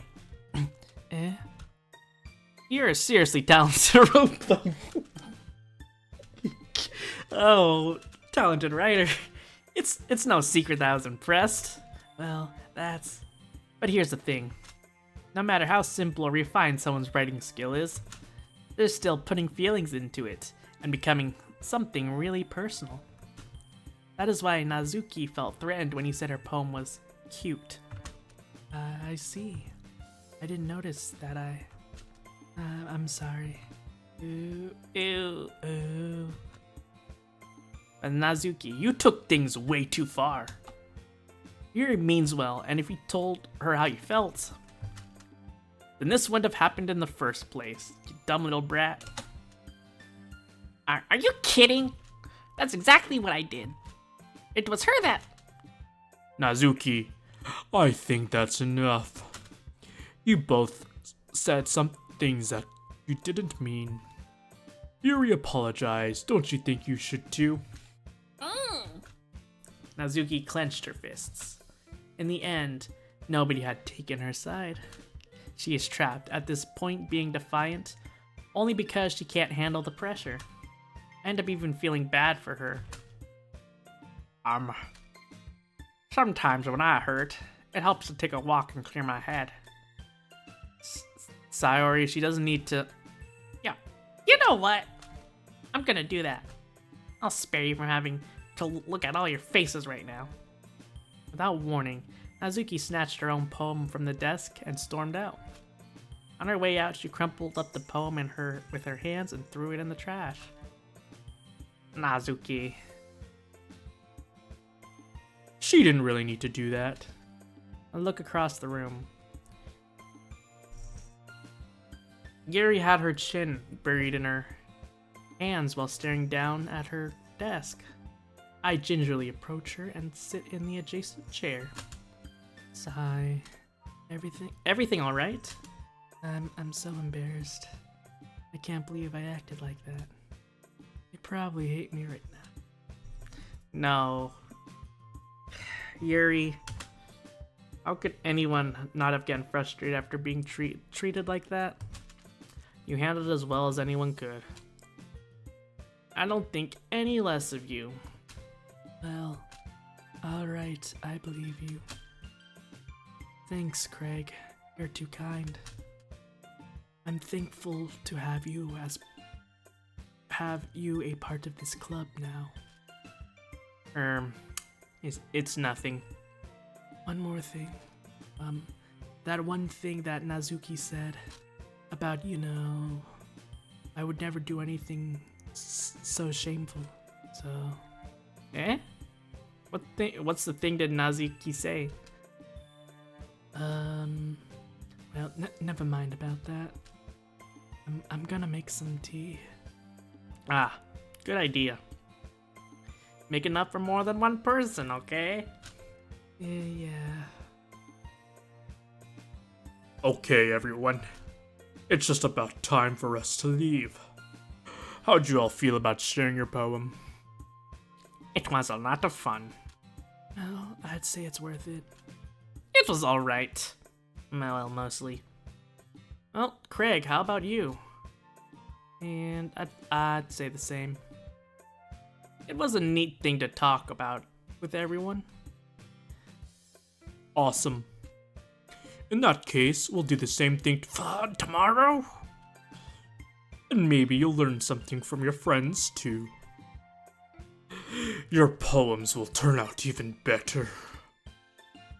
I think to myself, What a wonderful world. I did learn a little more about the kind of poems everyone likes. With any luck, that means I can at least do a better job impressing those I want to impress. I nod to myself with this newfound determination. Craig! Ready to walk home? Sure, let's go. Ehehehe. Sayori beams at me. It's true. It truly has been a while since Sayori and I have spent this much time together. I can't really say I'm not enjoying it either. Someone just texted me. Let me just check that real quick. Alright. Sayori, about what happened earlier. What do you mean? You know, between Yuri and Nazuki. Does that thing does that thing kind of happen often? No.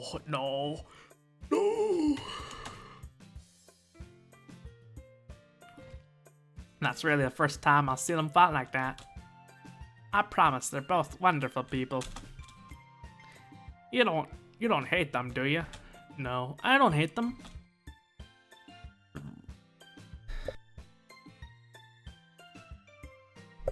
I just wanted your opinion, that's all. I can see why they'd make good friends with you. Phew. You know, Craig, it's nice that I get to spend time with you in this club. But I think seeing you get along with everyone is what's making me the happiest. I think everyone really likes you. That's... Every day is gonna be so much fun. Little did they know the next day was not going to be so much fun. Looks like Sayori hasn't caught on to the kind of situation I'm in. Sure, being friends with everyone is nice, but does it really need to stop there? Can I just get into all their business? Well, we'll see what the future holds, Sayori. I pat Sayori on the shoulder. I say that more to myself than her, but it's easy to use Sayori as an internal monologue sometimes. Okay. Yeah. Let's do this.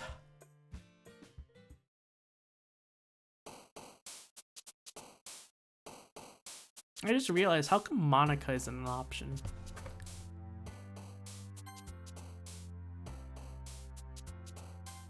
Contamination.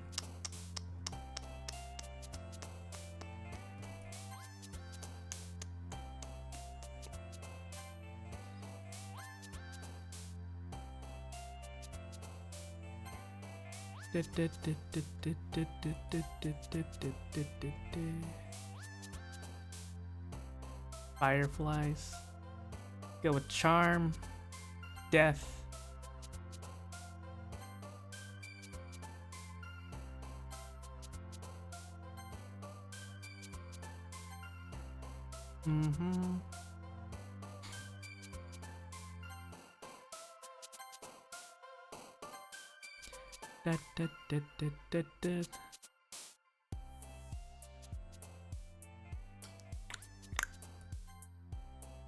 Alright.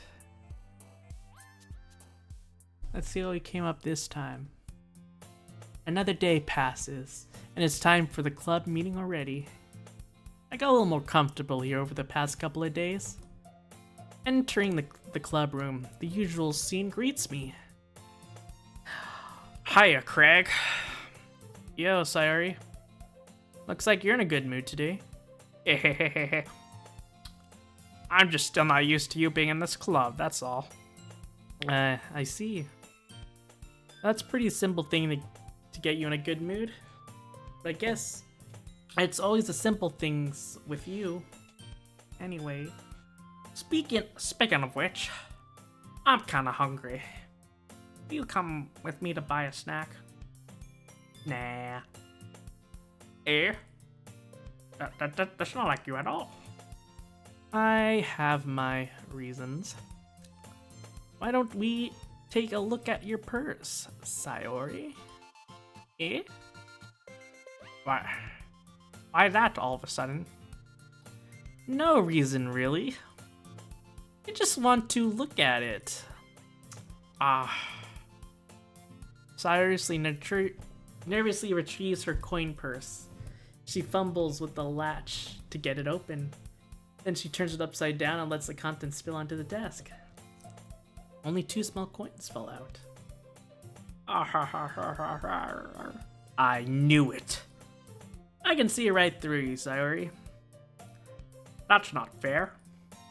How'd you even know? It's simple. If you had enough money in the first place, you would have brought a snack before coming into the club room. So either you're not hungry or want an excuse to take a walk. Or you plan to conveniently forget that you spent all your money so that I would lend you some. But there's one more thing. You're always hungry. And so, that only leaves one option. I give up. Don't make me feel guilty. If you feel guilty, that means you deserve to feel guilty. Yuri suddenly giggles. Eh? I didn't notice she was listening in. Her face is in her book as always.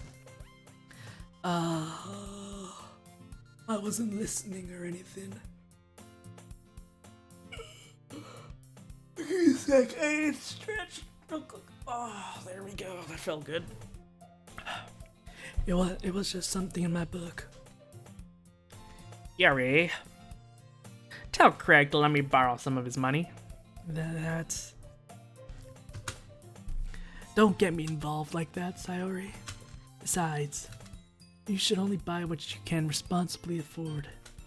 And frankly, after pulling up mischievous little stunt like that, your suffering is fair enough retribution. Did I just... I didn't mean it like that. I got too absorbed into my book. Oh... I really like you speak your mind, Yuri. It doesn't happen too much, but it's fun side of you. There's no way you could think of that. You were right, though. I did something bad enough to accept the revolution. Retribution. That. Still, coming from you, Sayuri. I guess there's a little devil inside all of us, isn't there?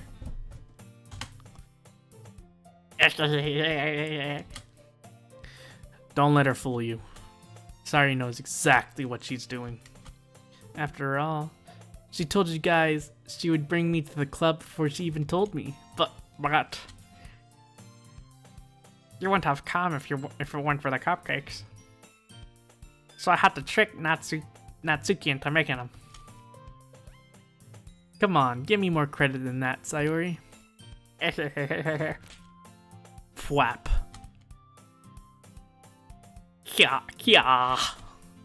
Out of nowhere, something smacks Sayuri in the face and tumbles onto the desk. Ow. What was... Eh? A cookie?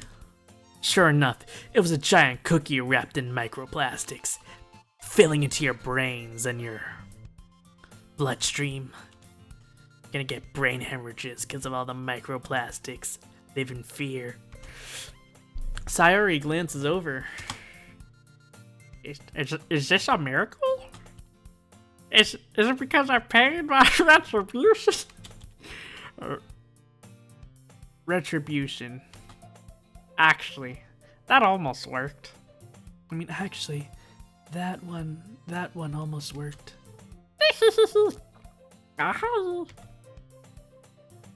I was just gonna give it to you. But then I heard you blab about the cupcakes. It was totally worth seeing your reaction, though. Nazuki. That's so nice of you. I'm so happy. Sayuri hugs the cookie. Jeez, why don't you just marry it? Sayuri rapidly tears open the wrapper and takes a big bite. So good. Sayuri suddenly clasps her hands over her mouth. I read my tongue. You're going through a lot over just one cookie. Nazuki takes a bite of her own cookie. You look really good too, Nazuki. Can I try it? Jeez. Beggars can't be choosers. But yours is chocolate. Yeah. Yeah? Why do you think I gave you that one? Fine. Still, I'm really happy that you shared this one with me. Sayori gets out of her seat and goes behind Nazuki, then wraps her arms around her. Oh, jeez. I get it.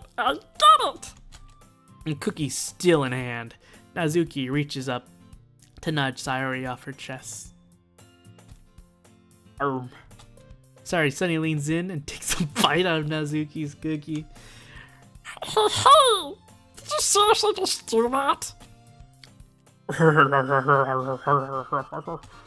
Mouthful, Sayori trots away to safety. Yuri and I laugh as well. Jeez, you're such a kid sometimes. Monica, can you tell Sayori? Eh? Nazuki glances around. Monica isn't in the club room. Ugh, where is Monica anyways? A good question. Have you heard anything about her being late today? Not me. Yeah, I haven't either. That's a bit unusual. I hope everything's okay. Of course she's okay. She's probably just had something to do today. She's pretty popular after all. You don't think she has a... I wouldn't be surprised. She's probably more desirable than all of us combined. That's true. Excuse me? Suddenly, the door swings open with a rapid ferocity. Sorry, I'm super sorry. Ah, there you are. I didn't mean to be late. I hope you guys weren't worried or anything.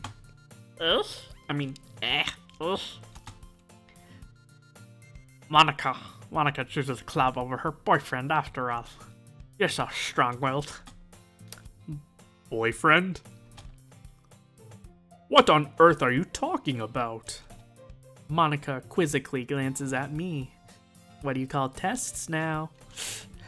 Ah, never mind that. What held you up anyways? Oh, well, my last period today was study hall. To be honest, I kinda just lost track of time. Oh ho ho ho ho ho. That makes no sense though. You would have heard the bell ring at least. I must not have heard it, since I was practicing piano. Piano? I wasn't aware you played music as well, Monica. Ho ho ho ho, I don't really. I just kinda started recently. I always wanted to learn the piano. That's so cool. You should play for us sometime, Monica. Monica looks at me. Maybe once I get a little better, I will. Yeah. That sounds cool. I also look forward to it. Is that so? In that case, I won't let you down, Craig. Monica smiles sweetly. I didn't mean to pressure or anything like that. Oh ho ho ho. Don't worry. I've been practicing a whole lot recently. And I really love the oh fuck. Alright, there we go. And I really love the chance to share once I'm ready. I see. In that case, best of luck. Okay, note to self. Avoid carbonated drinks when you're planning to do web novel streams. thanks. So, I didn't miss anything, did I? Nah, not really. I choose to leave Sayuri's mischievous escapades. I'm sure Nazuki will end up complaining to her anyway. It looks like everyone has already settled down. Sayuri somehow has already finished her entire cookie. Yuri's back in her book, and Nazuki disappeared into the closet, like Tom Cruise. Hey, Yuri.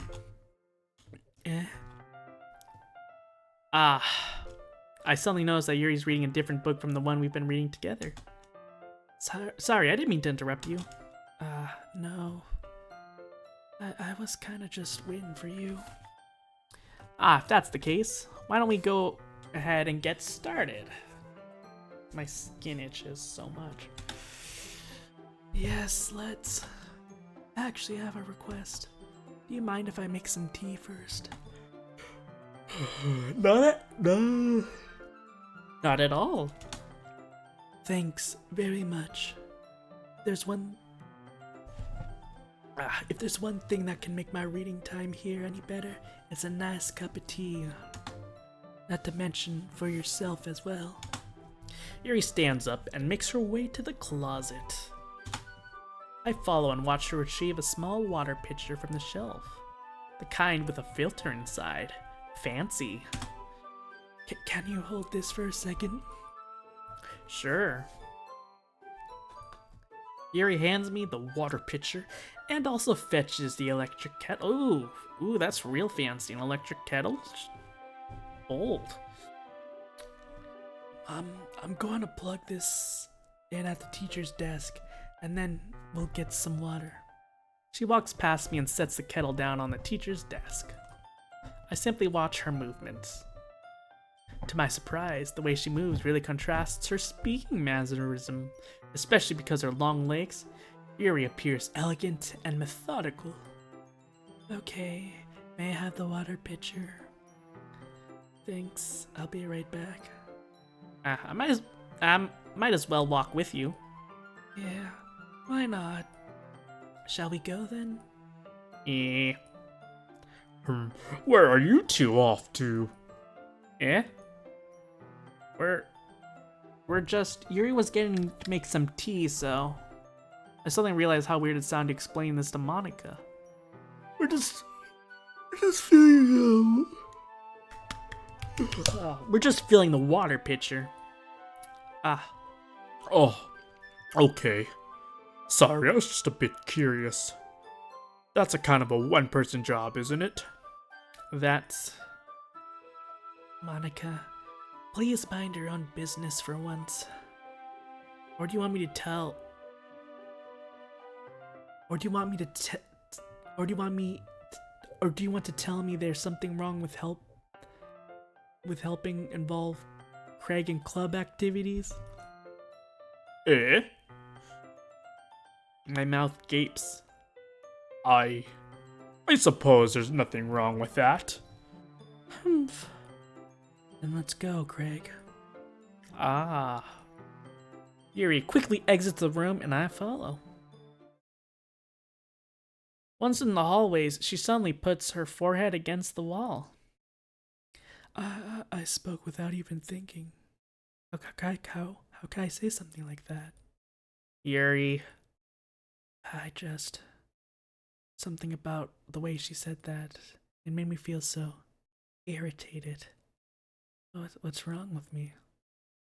No. Yuri. I think you did the right thing. I wasn't expecting it, but it's also not right for Monica to judge people like that. Craig, how come even when I do something bad, you're being nice to me? I hate this music. I hate everything about this. I'm terrified. Because nothing is that you do as bad as you make it seem in your head. Nobody's perfect. We have emotions, and we can't always hide them away. But you always amplify things in your head. You mind? Turns a light rain shower into a hurricane.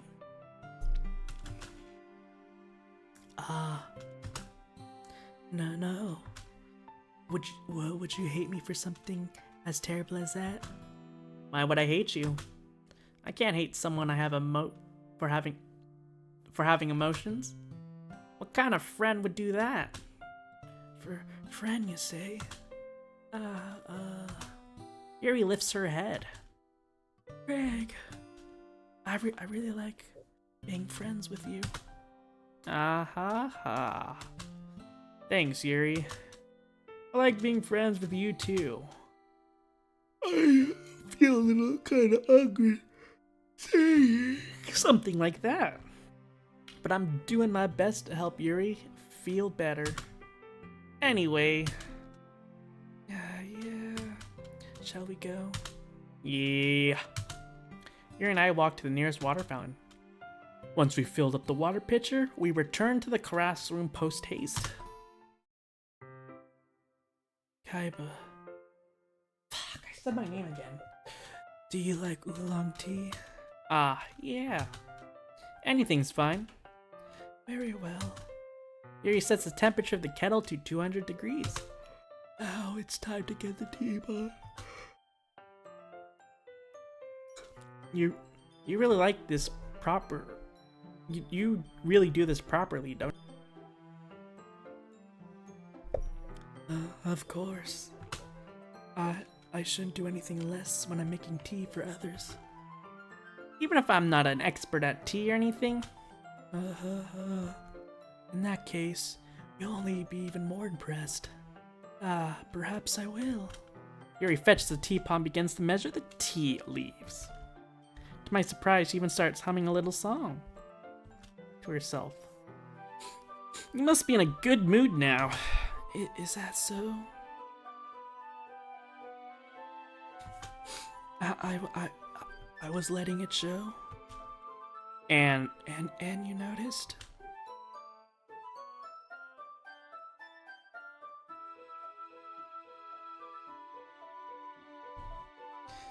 Alright. I was doing a bit of thinking, and I decided that I would try to express myself a little bit more.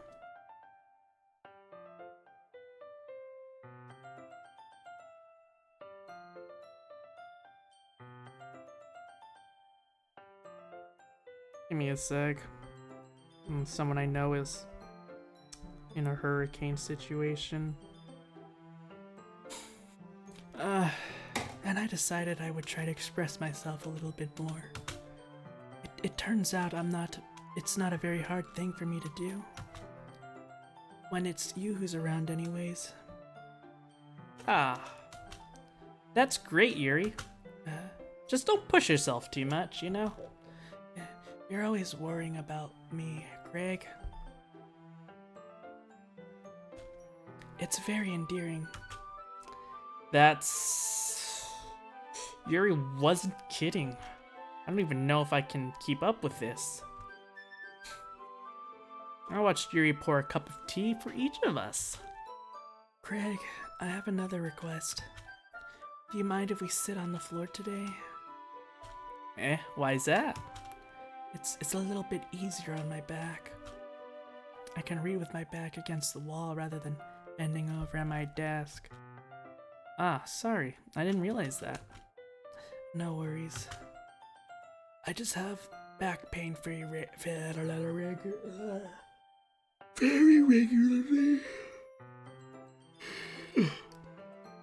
So I do my best to manage it. Is that so? I wonder why that is. It's mostly because of my your posture, right? Always hunched over like that while reading? Yeah. I have terrible reading posture. So that's why we should sit on the floor. I guess that makes sense. Fair enough. I'll go ahead and get the book. I retrieved the book from my bag. I have some chocolates as well. It's a bag of small chocolate candies I kept hidden from Sayori's candy radar. Little devil. I'll take it since it'll go well with the tea. Chocolate and tea is alright. I I kind of like my tea when it's bitter. No sweet. Yuri and I sit against the wall, teacups at our sides. As if in sync, we assume the same reading position as last time. Oh my god. Each holding one half of the book. I'm probably gonna have to end the stream an hour early today because I just can't stop yawning. I'm probably just tired. Except this time, our bodies are even closer to each other. I can't see too well.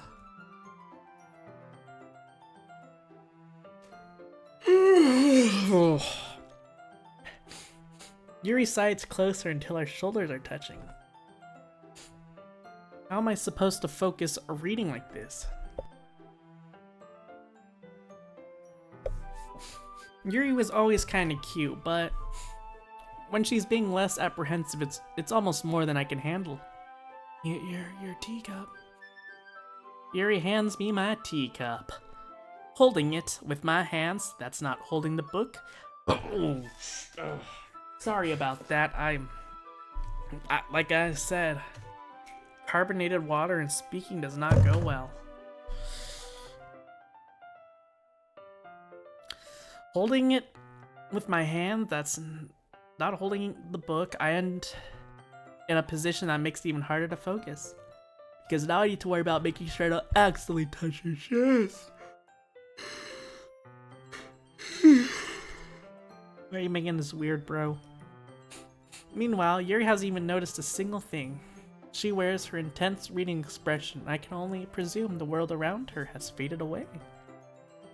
I used all my willpower to focus on reading. I'm not seeing the psychological horror in this, I'm gonna be honest. There's nothing inherently wrong with it. After a few minutes, I finally managed to relax a little. I put my teacup between my legs and fumbled with the chocolate wrapper. Ah, sorry. I briefly let go of the book and finished opening the wrapper. You can have as much as you want. That's okay.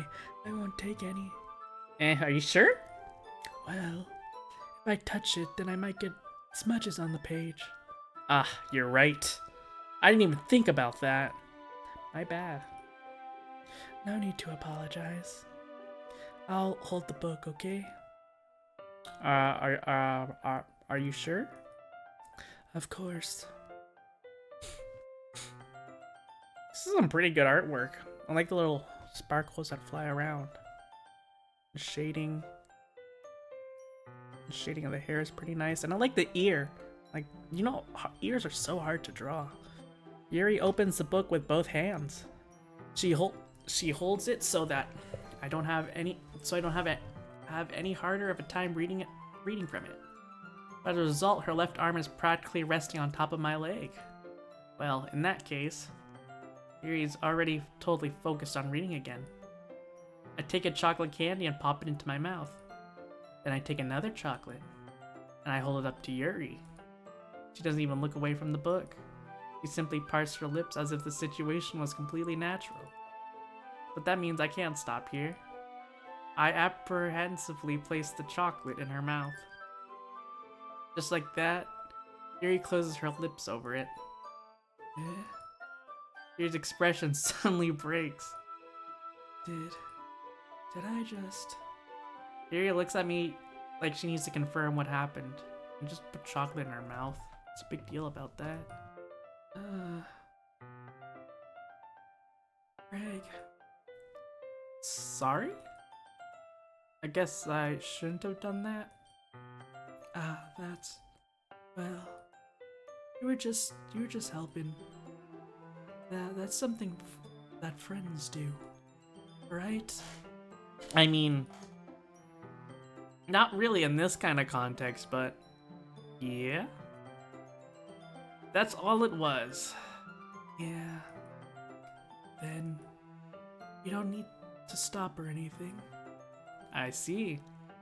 The situation had gotten really tense.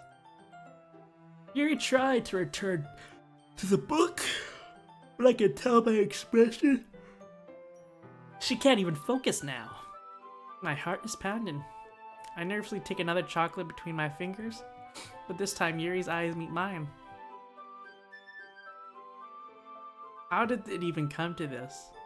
Yuri doesn't even avert her gaze. Well, give her the chocolate. I notice her chest rising and falling in rhythmic with her breath. Hi, cat! I raise my arm. Ah. Like before, Yuri parts her lips, but it's different this time. I take the chocolate and place it in her mouth. I feel a hot breath on my fingers. Ow, fuck, the cat just stepped on my crotch. Okay, everyone. Ooh, ah. Ah. Yuri jolts back. It's time to share poems. Craig, you can help Yuri put away the tea stuff. Oh god! Fuck my knee! God. It's fine. The cat's only doing a natural amount of claws. Stuff, right? Yeah, of course. Okay. Okay, thanks. The spell is abruptly broken. I'll take care of the cups. Yeah. He picks up the teacups from the floor. I pick up the bag of chocolate. That's so unsanitary. Never put your cups on the floor unless you're not gonna do unless they have the little teacups with the plates, and I guess that's acceptable, but just barely. I never. At least put them on a desk if you're on the floor. It's so dirty. And if you get chocolate, you gotta wipe it off. Just can't get your clothes dirty. In the end, we hastily clean up without so much of a word between us. I get the feeling this is something neither of us have the courage to bring up. Should I share my poem with first? We'll go with Nazuki first. Well, it's not really any worse than your last one. But I can't really say it's any better either. You. Huh? Fear what? Well, at least it isn't a train wreck. I'll take that as a win. And I get the feeling you're probably the most critical. Hey! What makes you... Wait, maybe that was a compliment. I'm glad to see someone recognizes my experience. Well then, keep practicing and maybe you'll be as good as me someday, ho-ho! That's, something tells me Nazuki completely missed the point. Oh, come to think of it, this kind of reminds me of Sayori's poem from yesterday. Eh, you think so? Oh, yeah. Well, I guess if you've been friends with her for long enough, you might be on the same wavelength. Oh. But you never really struck me as her type. Sayori has that. Sayori has a type all of a sudden? I can pet you with one hand and do this with another. Well, I don't know, but honestly, how can someone so, fluffy spend so much time with someone like you? It's like she's dragging you around dead weight. That was a bit unnecessary and quite hurtful. If you're gonna call me dead weight, at least do an underhand compliment or something. But think of it this way. If it weren't for me, she'd probably just fly away like letting go of a balloon. You could say we each take care of each other in our own way. Whatever it is, I don't get it. Oh yeah, I guess I'm supposed to show you my poem. Here.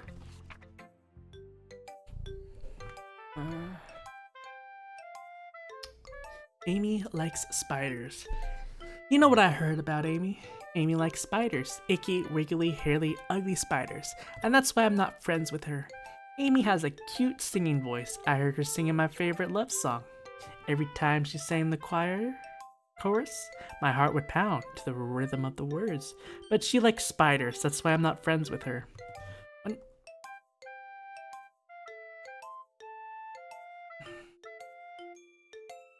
Whoops. One time, I hurt my leg real bad. Amy helped me up and took me to the nurse. I tried not to let her touch me. She likes spiders, so her hands are probably gross. That's why I'm not friends with her. Amy has lots of friends. I always see her talking to people. She probably talks about spiders. What if her friends start to like spiders too? That's why I'm not friends with her. It doesn't matter if she has other hobbies. It doesn't matter if she keeps it private. It doesn't matter if it hurts anyone. It's gross. She's gross. The world's better off without spiders, and I'm gonna tell everyone. This isn't a poem. This is just saying how much you hate someone. Not bad, right? It's quite a bit longer than yesterday's. Yesterday's was way too short. I was just warming up. I hope you didn't think that was the best I could do. No, of course not. Anyways, that message is pretty straightforward in this poem. Yeah, you hate Amy. No doubt I have to explain it. Sometimes you can explain complicated issues with much similar analogs. This is just literally just saying why you hate them, and like, I don't care if they know anything else. Fuck them.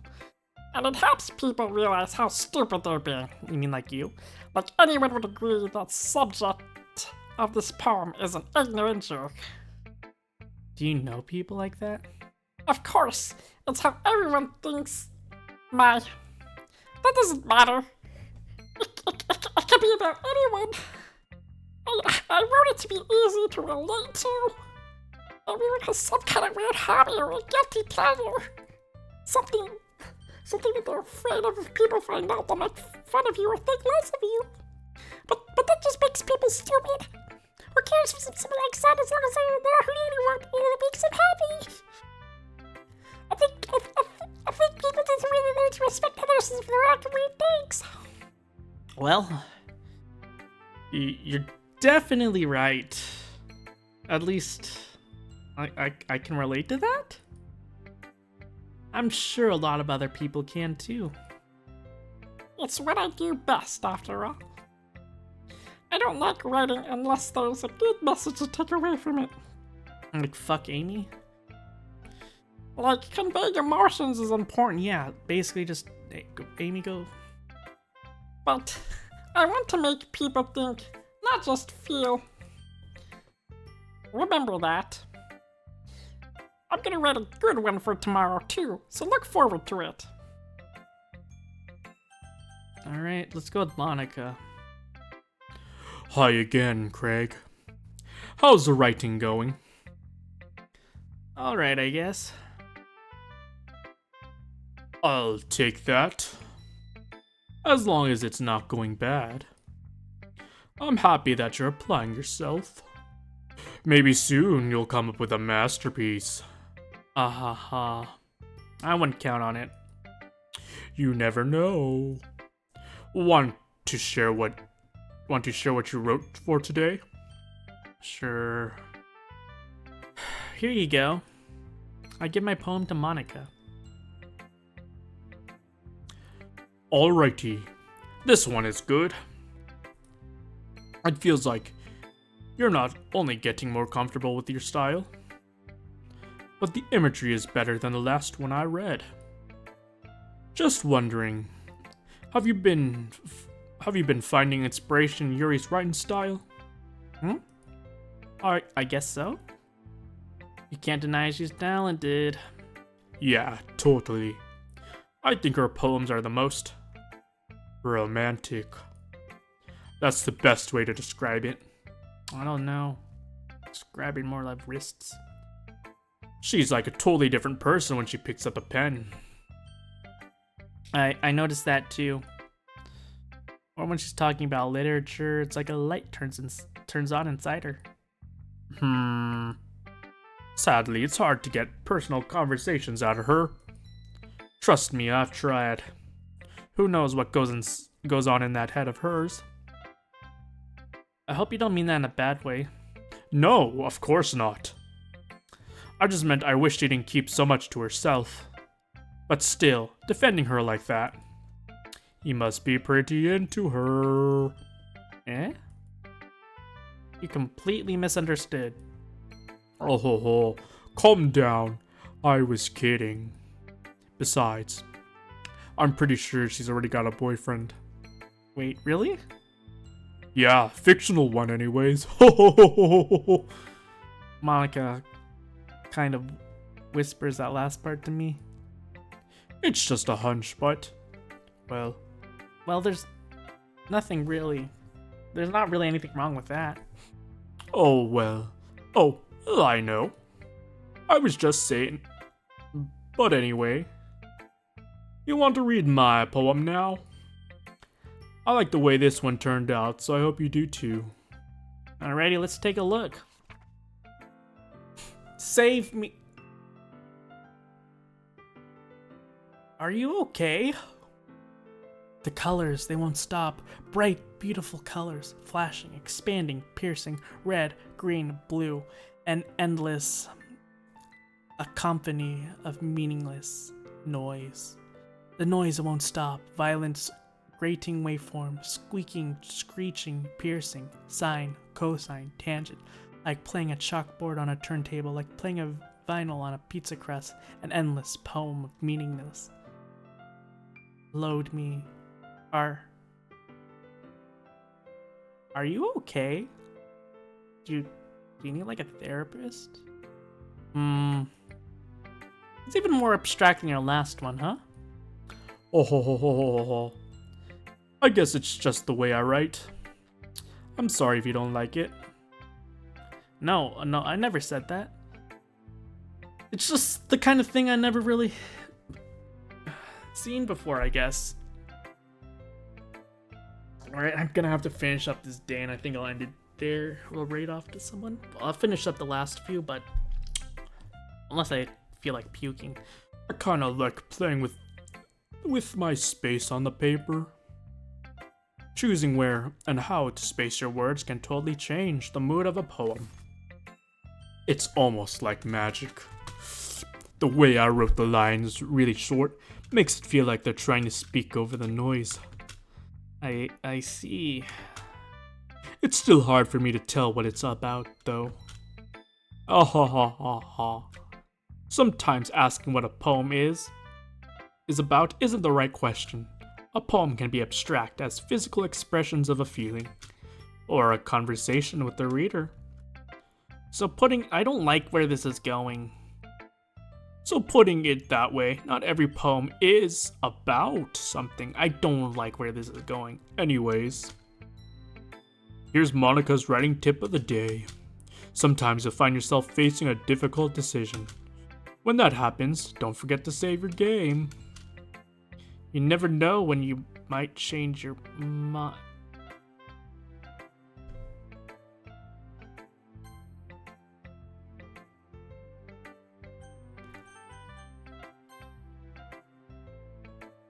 Or when something unexpected may happen. Wait, is this tip even about writing? What was that? What am I even talking about? Oh ha ha ha ha ha. That's my advice for today. Thanks for listening.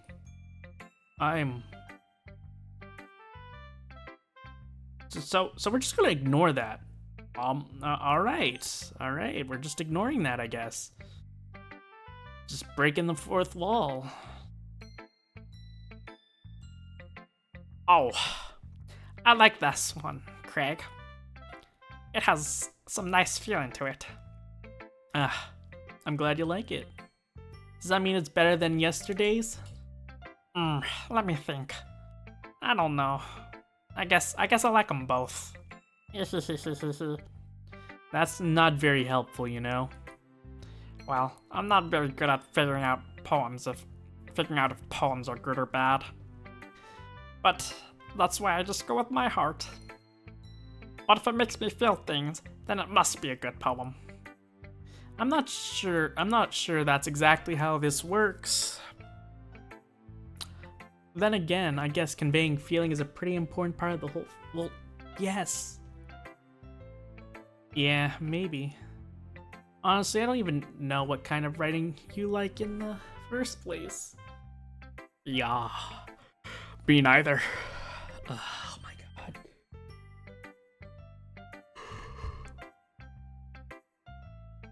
Why don't you at least try and give it some thought?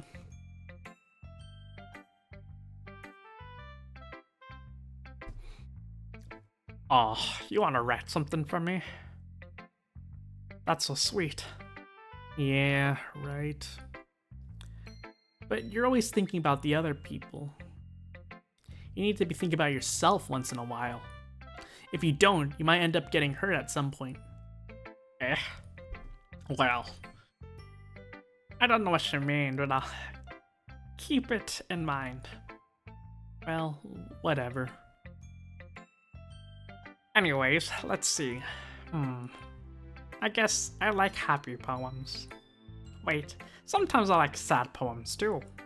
Sometimes a little bit of both. There's a word for that, right? What's the word I'm looking for? Bittersweet. Yeah. I like things that are happy and things that are sad. Happy and sad? I can't see liking sad things, Sayori. Well, I'm happy. I'm like happy most of the time. But sometimes when you have that little rain cloud in your head, a sad poem can help you give the rain cloud a little hug. And make a nice and happy rainbow. Sayori, that's unexpectedly poetic. It is? Maybe I'm getting better at expressing my feelings after all. Thanks, Greg. I should go write that down then. You can read my poem now, okay? Alright, let's see. Bottle.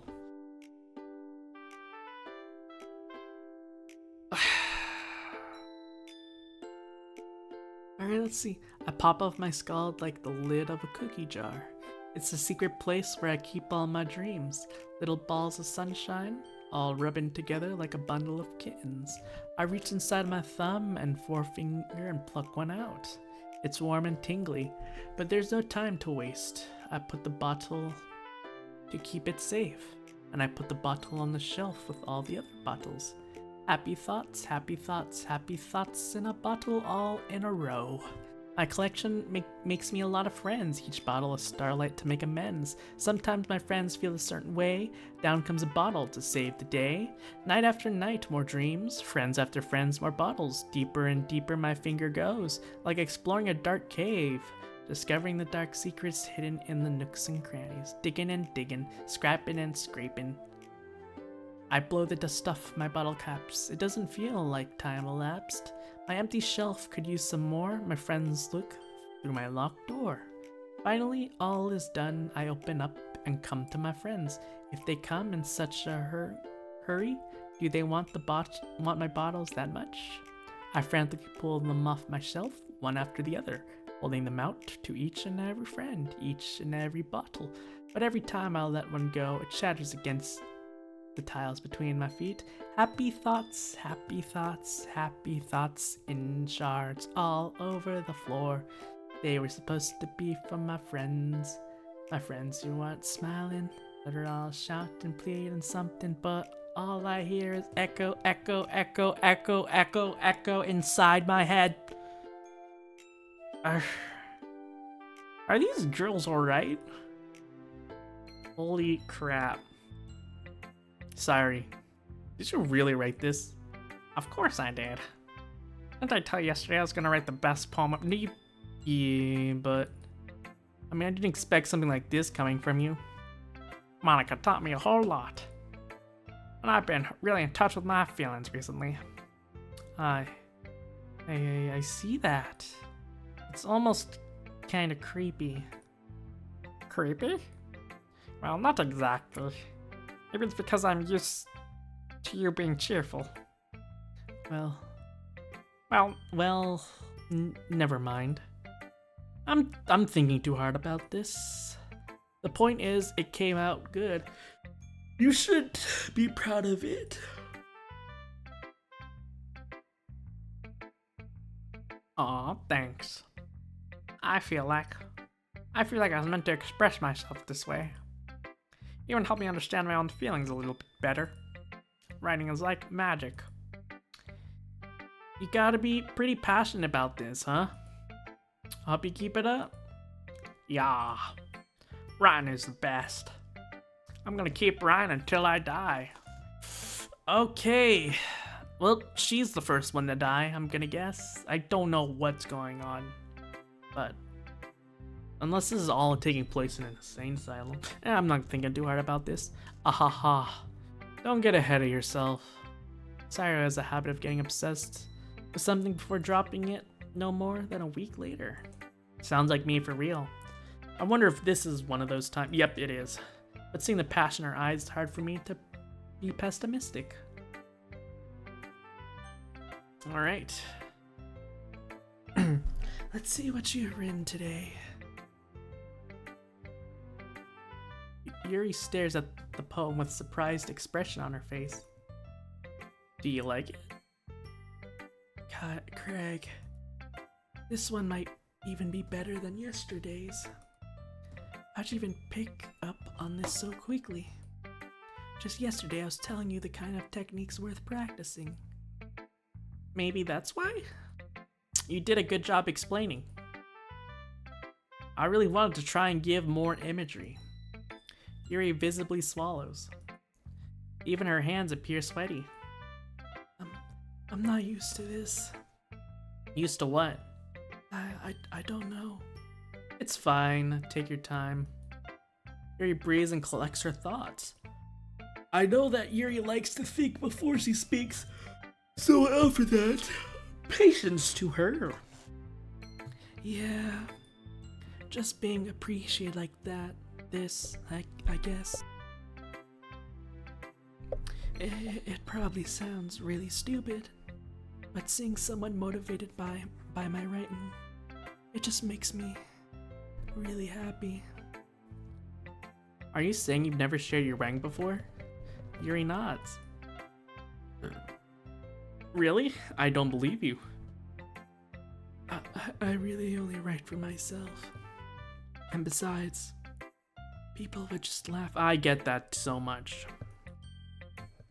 Do you really think like, oh my gosh, the way she nods, I think so much like that. I both so much care about how much people think that I'm trying to cut back on that, but I just can't because, I'm gonna just skip it. Even to your close friends? Yuri doesn't respond to that. I wonder why. Anyway, you want to share the poem you wrote today? Yeah. I do. If it's with you. The raccoon. It happened in the dead of night while I was slicing bread for a guilty snack. My attention was caught by the scuffle of a raccoon outside my window.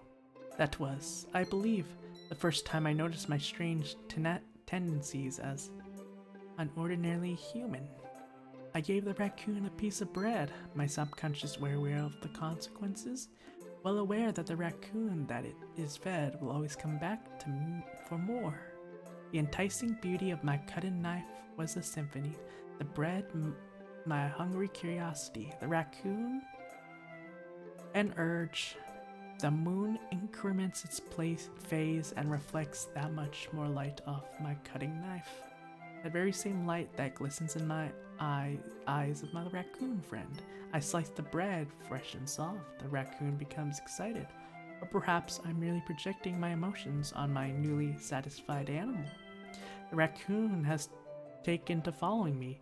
You could say we've gone quite used to each other. The raccoon becomes hungry more and more frequently, so my bread is always handy. Every time I brandish my knife, my cutting knife, the raccoon shows me it's excited. A rush of blood, classic Pavlovian's condition. I slice the bread and feed myself.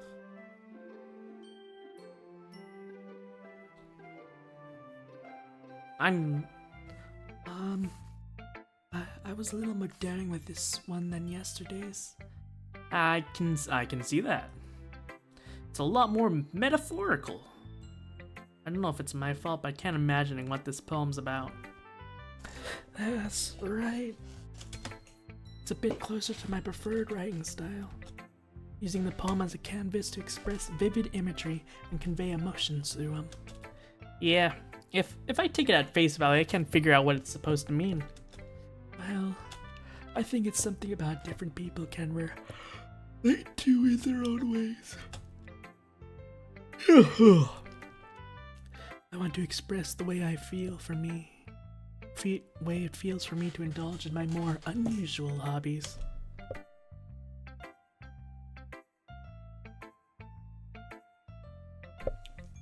It's the sort of things I usually force to keep to myself. So I sometimes enjoy writing about them. Oh, that's funny. Didn't Nazuki also write something about that? About someone being ridiculed for a strange interest? Yeah, she did. She did. Yeah. She was talking about how it doesn't matter what you're into as long as you're not hurting anyone. She's right. I mean, does she really feel that way? Yeah. Sounds like you two have that in common. That's interesting. To me, she seems more like the kind of person who would make fun of my hobbies. But I suppose it's my fault for judging. No, she definitely would make fun of your hobbies. Please don't tell her I said that. Don't worry, I have no reason to, yet. Oh, okay. Well, thanks for sharing it with me. After all, if I haven't learned to embrace my own weirdness, I'd probably hate myself. I might be ranting a little bit now, but I'm glad you're a good listener. You're good at a lot of things. Writing, listening. There really aren't many people like you, Craig. That's exaggerating a little bit. It's just how I feel. I never thought I'd feel so comfortable sharing my writing. But now, I almost feel like I'm looking forward to it. It's just a really nice feeling. And you're to thank for that. It's nothing really. Yuri smiles sincerely at me. Just for a moment, her timidness seems to disappear. Okay, everyone. We're all done reading each other's poems, right? I have an extra plan today. If everyone could come and sit at the front of my room. Is this about the festival? Well, sort of. Do we really have to do something for the festival? It's not like we can put together anything good in a few days.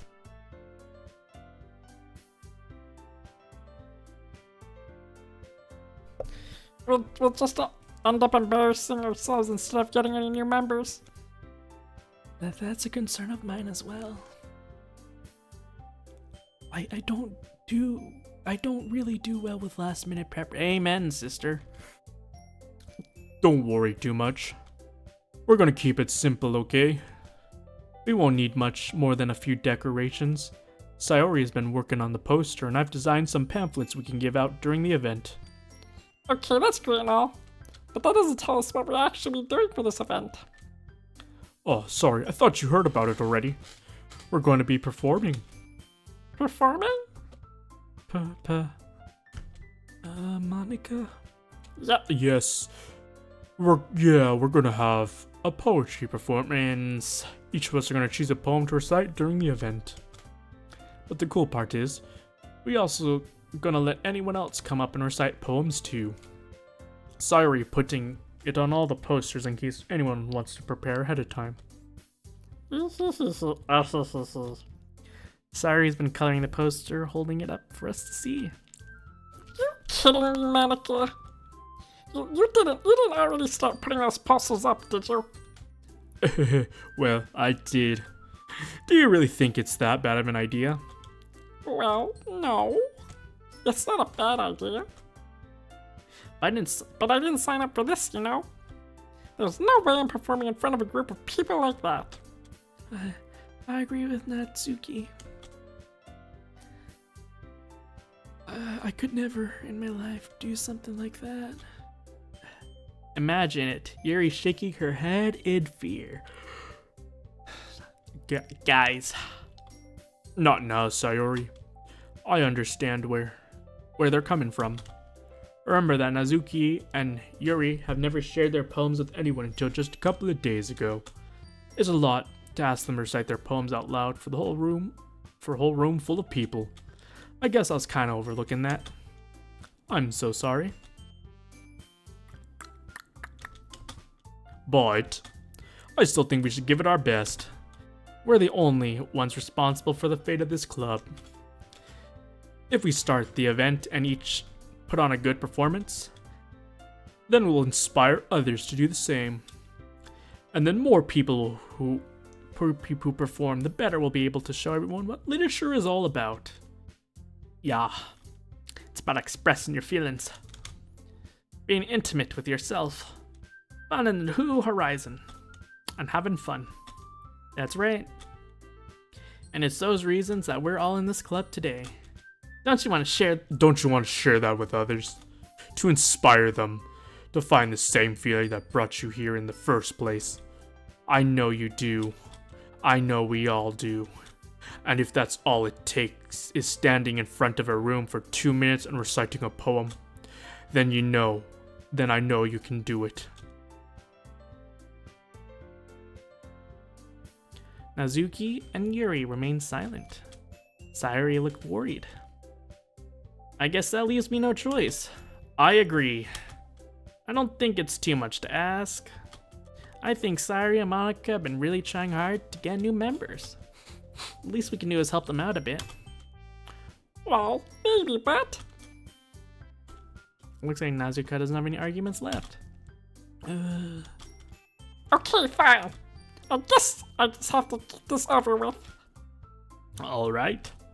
Phew. Thanks, Nazuki. What about you, Yuri? Yuri dejectedly glances around everyone else, expectant's face. Sigh.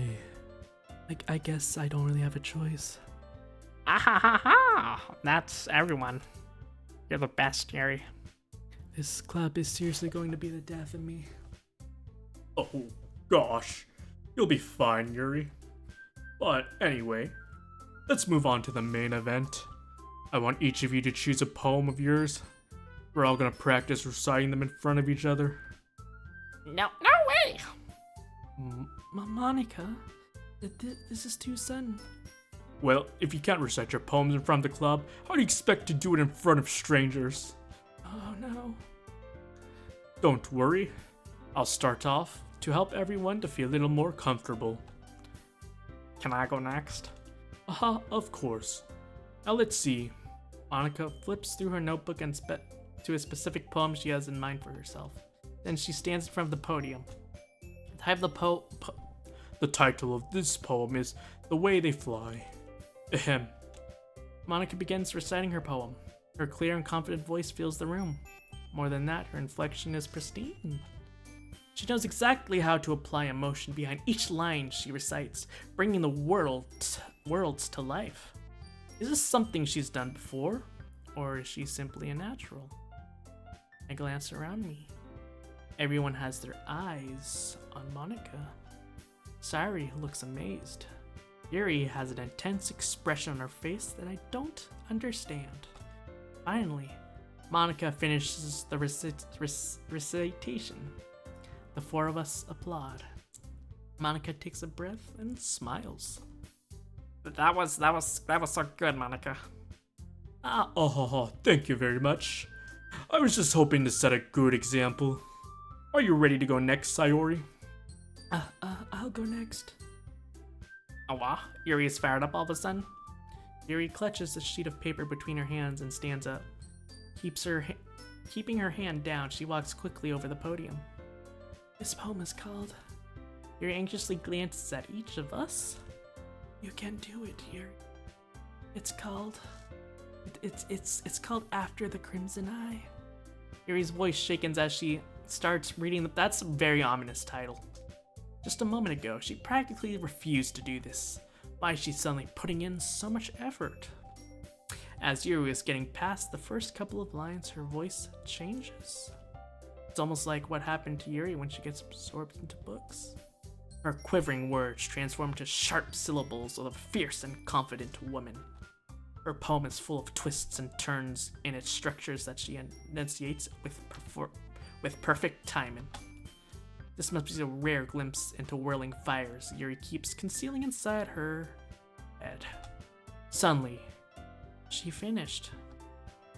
Everyone is stunned. Yuri snaps back into reality and glances around her, as if she's bewildered, even herself. It's up to me to save this situation, like always. I'm the first one to start applauding, and everyone else joins in afterwards, and we give Yuri the recognition she deserves. It's not like we didn't want to applaud for her, but we were so caught off guard that we must have forgotten. As we applaud, Yuri holds the poem to her chest and rushes back into her seat. Yuri, that was really good. Thank you for sharing. Looks like Yuri is down for the count. Okay, I guess it's my turn next. Sayuri hops out of her chair, cheerfully walking to the podium. This one is called My Meadow. Sorry, I giggled. Sayuri. It's a lot harder than I thought. How do you guys do it so easily? Try not to think of it like you're reciting to other people. Imagine yourself reciting it to you. Imagine you're reciting it to yourself, and like in front of a mirror, or in your own head. It's your poem, so it'll come out the best that way. I see. Okay then. Sayuri begins to read her poem. Somehow, it feels like her soft voice was made a perfect match. The poem isn't aimlessly cheery like Sayuri is. It's serene and bittersweet. If I were to read this on paper, I probably wouldn't think much of it. But hearing it come from Sayuri's voice almost gives it a whole new meaning. Maybe this is what Sayuri meant when she said she liked my poem. It's like I get to reach more deeply into someone I thought I knew through and through. Sayuri finishes and we applaud. I did it. Good job, Sayuri. Even Craig liked it. I guess that's a good sign. What does that mean? It came out nicely, Sayuri. The atmosphere, the poem, fits you really nicely. But it might be that the other poem wouldn't work quite as well with that kind of delivery. I don't really understand. In other words, I've seen poems of yours that are sort of gentle delivery wouldn't work as well. They might need a little more force behind them, depending on what you're reading. Oh, I know what you mean. And that's why I've been practicing that kind of thing. It's just embarrassing to do in front of everyone. The next time, I'm gonna make you pick a poem that challenges you a little more. We don't have much time before the festival, you know? Oh, my neck is getting cramps. Oh. Okay. Now, who's next? Nazuki? Don't make me go before Craig. It's not like I can compare to you guys anyways. Might as well let Craig lower everyone's standards a little bit before I have it. Nazuki. It's fine. Might as well get it over with. But it's not like I have much of a selection of what to read. Just have to go with the one I wrote for today. I stand up and step in front of the podium. Everyone has their eyes on me, making me feel terribly awkward. I recite my poem. Since I am not exactly confident in my own writing, it's hard to put the energy into it. Despite that, once I finish, I receive applause anyways. Sorry, I'm not really good as everyone else. Don't worry about that too much. I think it's less about your abilities and more your lack of confidence in your writing. That's something that'll improve over time. Yeah, maybe. Alright then. That just leaves you and Nazuki. Yeah. I'm going. Nazuki begrudgingly gets out of her seat and makes way to her podium. The poem is called. It's called. Why are you all looking at me? Because you're presenting. Anyways, the poem is called Jump. Nazuki takes a breath. Once she starts reciting her poem, her sour attitude disappears a little. While she's still a little unenthused, her poem has rhythm and rhymes to it. It's Nazuki's trademark style. It works surprisingly well when spoken out loud. The words feel like bouncing up and down, as if giving life to the poem. Nazuki finishes and everyone applauds. She hops back to her seat. It wasn't that bad. That wasn't so bad, was it? Easy for you to say. You better not make me do that again. Ah, well. Do you at least feel prepared enough to recite your poem in front of other people?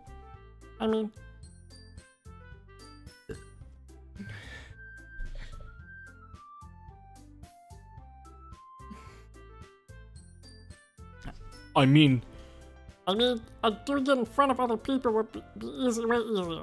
I can put on whatever face I want for other people. But when it's just my friends, it's just so embarrassing. That's not surprising, Nazuki.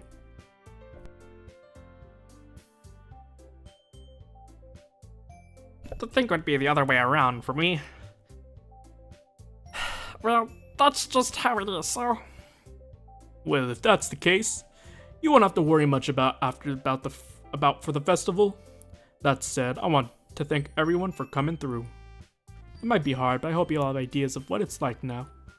Make sure to pick your poem and enough practice before the festival, okay? I'll be making pamphlets, so let me know ahead of time what you'll be reciting. Jeez. I should probably find some other poem to recite instead. That's fine too. It doesn't have to be your own. I'm already pleasantly surprised you're putting all this effort into the club. It makes me happy. Yeah, no problem. Okay, everyone. I think that's about it for today. I know the festival's coming up, so let's try to write poems for tomorrow as well. It's been working out really nicely so far, and I'd like to continue that. As for the festival, we'll finish planning tomorrow, and we'll have the weekend to prepare. Monday's the big day. I can't wait. I can do this. Alright. I stand up. There's no way I'll be able to find the same enthusiasm as Sayori and Monica, but I'll do my best to get through it. It's for the sake of this club, and impressing Monica. And then I'll have to do my best. Ready to go, Sayori? Yep. Look at you two always going home together like that. It's kind of adorable, isn't it? Jeez, guys. Don't make such a big deal out of it. It must be a little nice, though. Well, how am I supposed to respond to that? It's okay, Craig. You don't have to say it. Whatever. Let's just go already. How about calling with Sayori once more? Even though it's only been a few days, a lot has already changed. But today, Sayori has been a little quieter than usual on the way home. Hey, Sayori. Sorry, I was spacing out. No wonder. I was thinking about something from earlier. I like how we get to. I mean, Sayori fumbles her words. So let's just say that one day Yuri asked to walk home with you. Huh? What would you do? What kind of question is that, dude? You're kind of putting me on the spot here, and I don't really like it.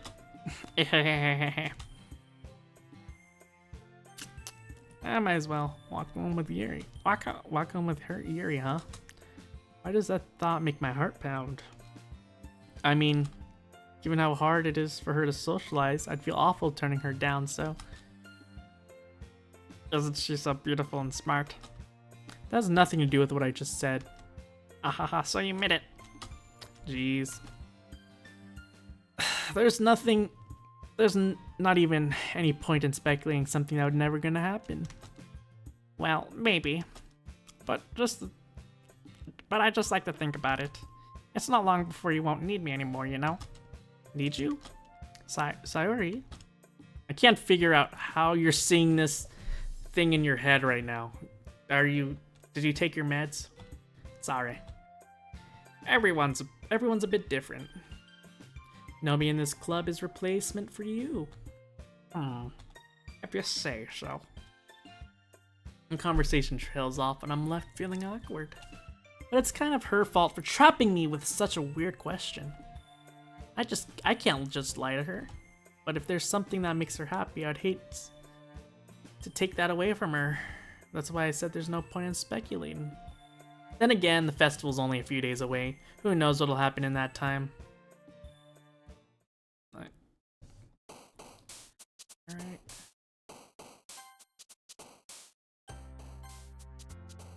Alright, I'm gonna call it a night here. Because I am feeling violently ill. Well, not violently, but ill enough. Alright, I'm gonna pop into someone who raids. And Friday is Resident Evil 1, same time. Saturday is Halo Combat Evolved, 3 p.m. And Monday is Resident Evil 7, same time as always, 5 p.m. All times PST. I don't have time for all that other stuff. Now, let's pop into a raid.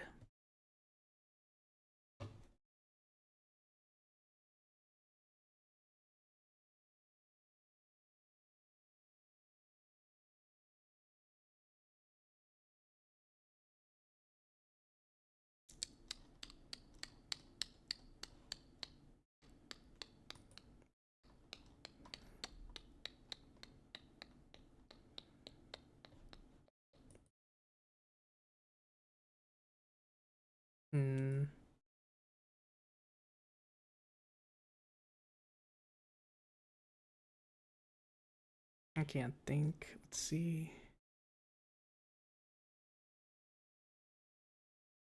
I don't know what they're doing. Looks goofy.